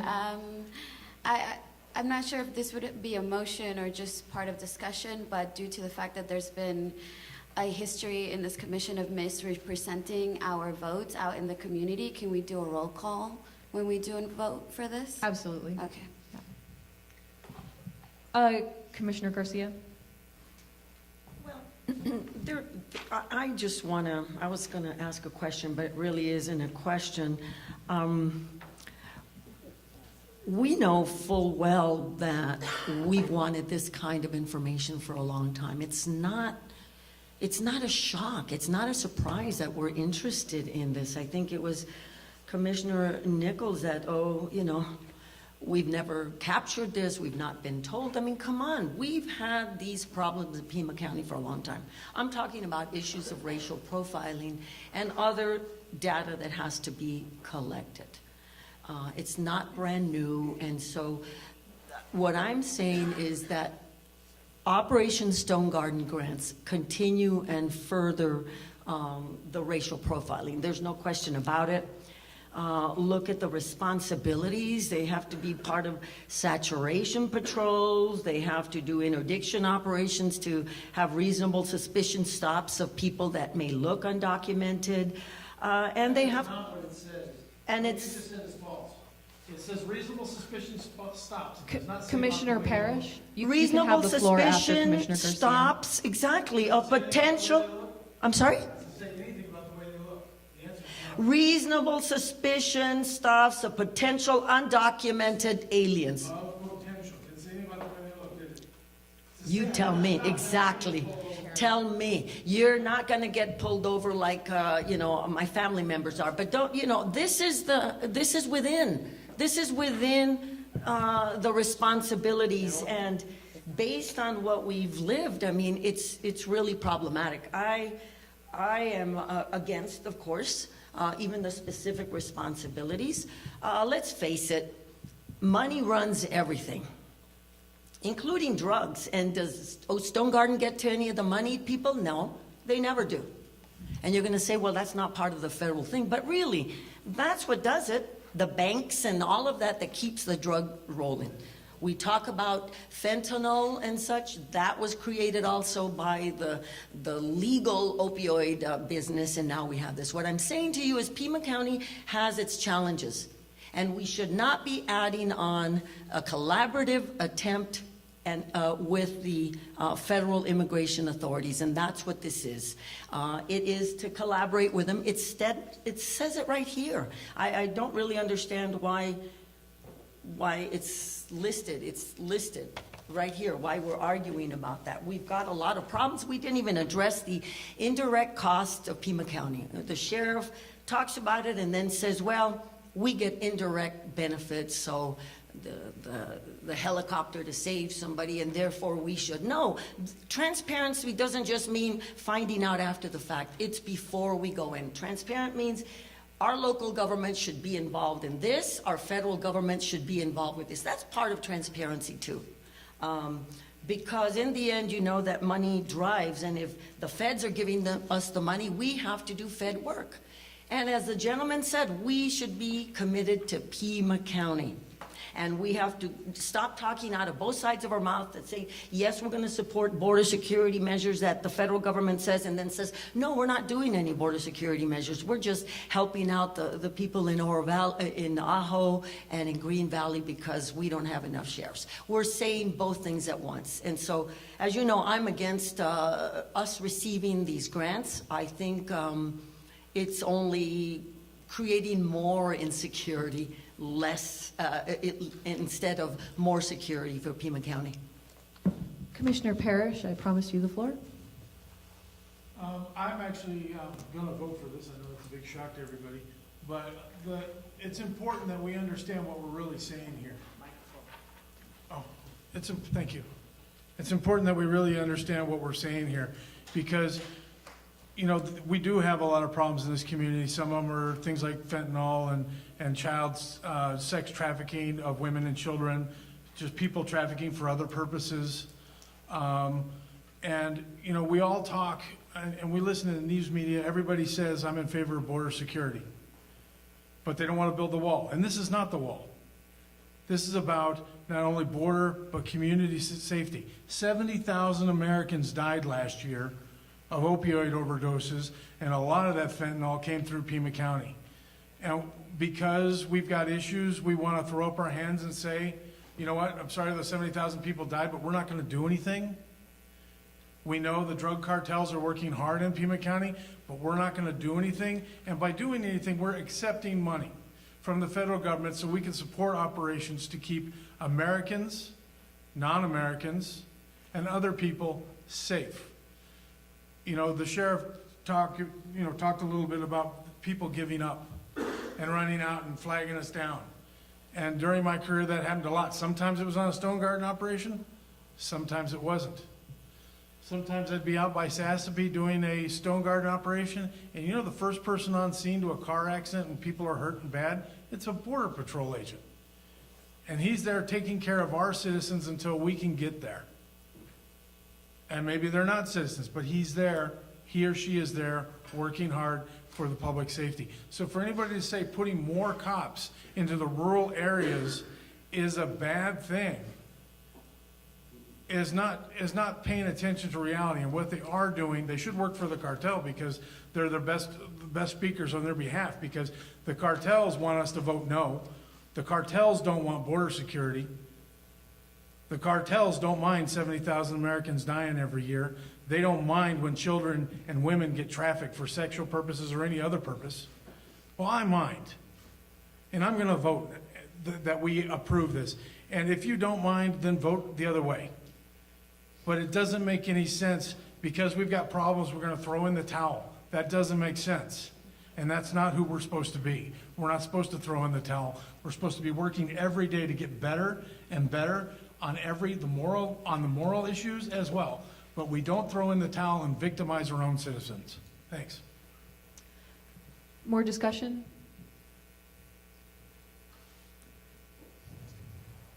Commissioner Luna. Yes, hi. Well, many of you already know this is my first day on the commission, so yay. I did read up a lot, and one of my main things was transparency. And I said, I just want to see the numbers. I want to see the benefits. I'm disappointed. I'm so disappointed. I really wanted transparency, and I'm not feeling like we're being respected as commissioners, because we need all the facts in order to make an informed and intelligent decision. And and I did ask the sheriff if anything would change if Stone Garden was rejected, and he said no, everything's going to continue as is. So I'm not sure I have a lot of motivation to vote for it. I'm concerned about transparency. I don't think it's going to happen. I wish it were. I wish I felt confident about it. And unfortunately, perhaps for the sheriff's deputies, I'm going to want to vote no on this. Thank you, Commissioner. Chairman. I think ultimately, every police officer who goes to work wonders how he can make a difference for a day. Nobody goes to work and say, how can I go make someone's life miserable? In the midst of investigating collisions or someone being a victim of a crime, you're not concerned about whether they're here legally, illegally, documented, undocumented. You're concerned about making sure that they have the help that they need at that time. The ultimate goal for law enforcement is voluntary compliance with our laws. If we have voluntary compliance with the laws of the land, there is no need to have police officers because people know what the laws are. A police officer in the state of Arizona is sworn. He takes an oath of office. It doesn't matter if you're Tucson PD, Phoenix PD, Patagonia Marshal's Office, Santa Cruz, Pima County Highway Patrol. You take an oath of office to protect and uphold the United States Constitution and its laws. You take an oath to hold up the Arizona State Constitution and its laws. You go through the same certification. So if you're a Nogales police officer in Flagstaff, Arizona, you can take enforcement action. You have the same authority as a Flagstaff guy has. It is a statewide certification. The very first thing that people cut when it comes to staffing and things like that in law enforcement tends to be the community outreach and the education factor. We want our people to be educated. Guys who are cops that I know have given their lives to being involved in their communities and trying to make a difference. So where something like Stone Garden helps is it does allow the sheriff's budget to be supported, where those monies, ultimately the board of supervisors decide, do we want this equipment and this overtime to come from the county budget, the state budget, or the federal budget? That is their decision to make. We have a sheriff who's willing to work with people that most sheriffs wouldn't be willing to work with. We have information that's not necessarily readily available through Spillman, but it can be made available through extra effort. And I think ultimately we need to make a decision on how we can best help the people and the citizens of Pima County and voluntary compliance with the laws. That's the first thing. And then if that doesn't work, we need to change the laws because the police officer is going to enforce the laws that he's upheld to enforce. So with that being said, I think we should take a vote. I think we pretty much know where most of us stand. So. I did want to say something. Commissioner Serrano? Thank you, Kevin, for bringing up the law and Constitution. And I think the constant notion that those of us here that have a problem with Stone Garden, the constant notion that we are saying that police officers have a secret agenda and this, I think, is not absolutely true, really. Here's the thing about DHS. They're not about following the law. DHS and what we've seen under this administration is that what they do is they follow policy. And policy is changing at the whim of the administration. DHS is not out there upholding the Constitution by putting children in cages and families under bridges. So while we may be able to have conversations with the sheriff, and while he as a person or in his morality might be the kind of person that will stick to what the law is, the law of the land, we are going into an agreement with DHS that has seen children this year, too, die under their care. Small, tiny children, like my child, die. Horrible deaths under their care. What we're saying is that at this moment, DHS is rogue. And this program doesn't have any metrics, it doesn't have any goals, it doesn't have any form of accountability. So what we're saying is that right at this moment, Stone Garden, as an operation, we should not have that. And we understand that law enforcement is for enforcing laws, but DHS is not out there enforcing laws. They're out there enforcing the whim of a racist precedent that is vehemently xenophobic. And 1-point-something million that we're putting here is not going to cripple the sheriff's department. We know that because we know the budget. So I think we have to make distinctions between what our Constitution says, what our Arizona law says, and what DHS is out there forcing police departments and their own rank and file to do. And they are forcing them to do inhumane things to families and to young children. And that is why this is absolutely political, all due respect to Sheriff Napier, but politics aside, no, I will not put politics aside, because DHS is all about politics. It's all about politics. And as we saw the number of dead bodies that they're encountering, having Operation Stone Garden hasn't stopped dead bodies from piling up. It does not deter families who are desperate from coming. And then what we also see at the border is the massive criminalization of refugees. That's another thing that's not part of our Constitution. And might I remind everyone, it's against international treaty laws. It is absolutely legal to seek asylum, and we are caging people. We are destroying people in the process. And I, as a 25-year resident of Tucson, refuse to take Stone Garden money because I understand the realities of that. Thank you, Commissioner. Do we have any other comments? So I just wanted to speak a little bit. Our men and women of the Pima County Sheriff's Department in uniform, they are ours, are already stressed to the max.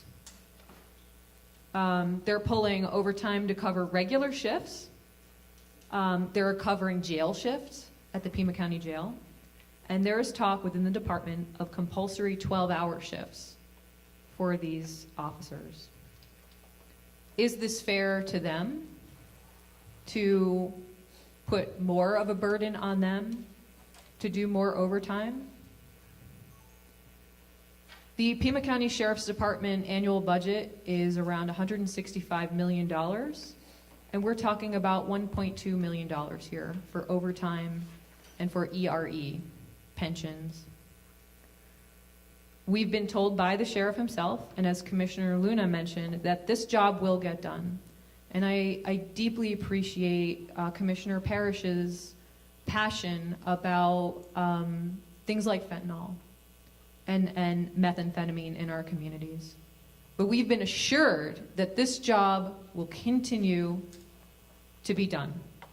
These drugs will continue to be interdicted. So as we look at an already stressed staffing level here, we don't need to do Border Patrol's job. We're at 72% staffing for patrol, and Border Patrol has 4,500 agents in the Tucson sector. Not to mention the Office of Inspector General report that had serious issues with the Stone Garden grant. 7 major points that said the Stone Garden grant needs to have better accountability, there's no measure on its effectiveness, and it needs to improve. Lastly, I want to talk about transparency.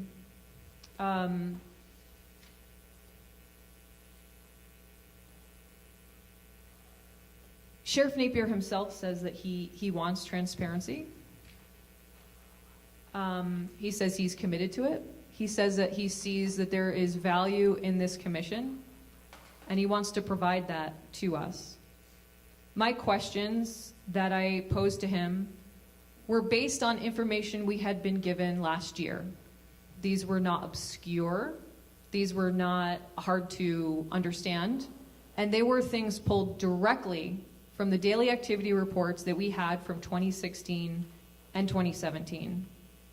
This should not have been something very difficult to procure, although there was some time involved, and I appreciate that. In his response, I wasn't told, hold on, this is going to take a full day to get it, but I'll get it to you. It wasn't a conversation. I don't know exactly what you mean. Which apples and which oranges do you mean here? This was, we have not previously captured these data. When we know we have previously been supplied them last year by the Criminal Justice Reform Unit. I didn't ask for anything extra. I asked for exactly what we had been given last year. I have deep concerns about transparency. And if we're moving forward, I would have to act on faith that all of a sudden this would change. I don't have faith in that. We need to be shown that there is this cooperation and this commitment to transparency first. And for these 3 reasons, that's why I am going to vote no for the Stone Garden grant. And with that said, could we do a roll call vote, please, Julie? Thank you. Commissioner Parrish. We were supposed to get out of here at 11, it's 11:30, so let's just vote. Okay, the motion on the floor is the acceptance of the, it's the overtime and mileage portion of the Stone Garden grant. Roll call vote, please. Steve Borazon, In favor? Isabel Garcia, No. George Haney, Yes. Kristen Lundrum, No. Dorlina Luna, No. Kevin McNichols, Yes. Terry Parrish, Yes. Tiara Rainey, No. Jessica Rodriguez, No. Zaira Serrato, No.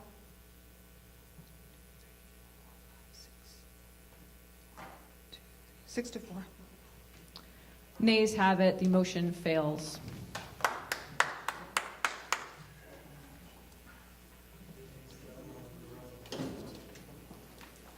No, these are separate.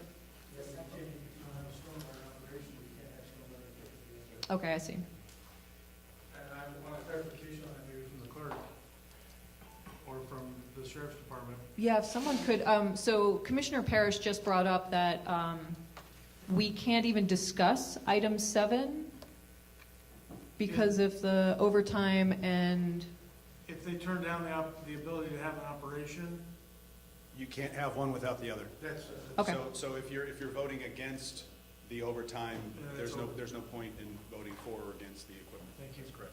Okay. Commissioner Garcia. We're an advisory committee, so I don't know that that's, can't we vote on it anyway? Because we're advisory, I mean, That what is if, true. what Yeah. if the board thinks differently on the first section? I don't know. I just think we I should be clear. believe that's probably accurate. We could recommend whatever we want since it's non-binding. Okay. That's correct. Would someone like to move item 7? Motion to approve item 7. Seconded? Second. Do we have Chief Stuckey, did you want to discuss the equipment purchases, or did you want to have someone else do it? Well, we do have folks here that can discuss the equipment specifically, if you'd like some detailed answer on that. Did we have any question about the equipment purchases? Commissioner? I had a few questions about the Vigilant database. Can we, just because of time, like how much time are we gonna extend this meeting for? It looks like I'm the only one asking questions. I only have a few, and then we'll do it, and then that's it. Okay.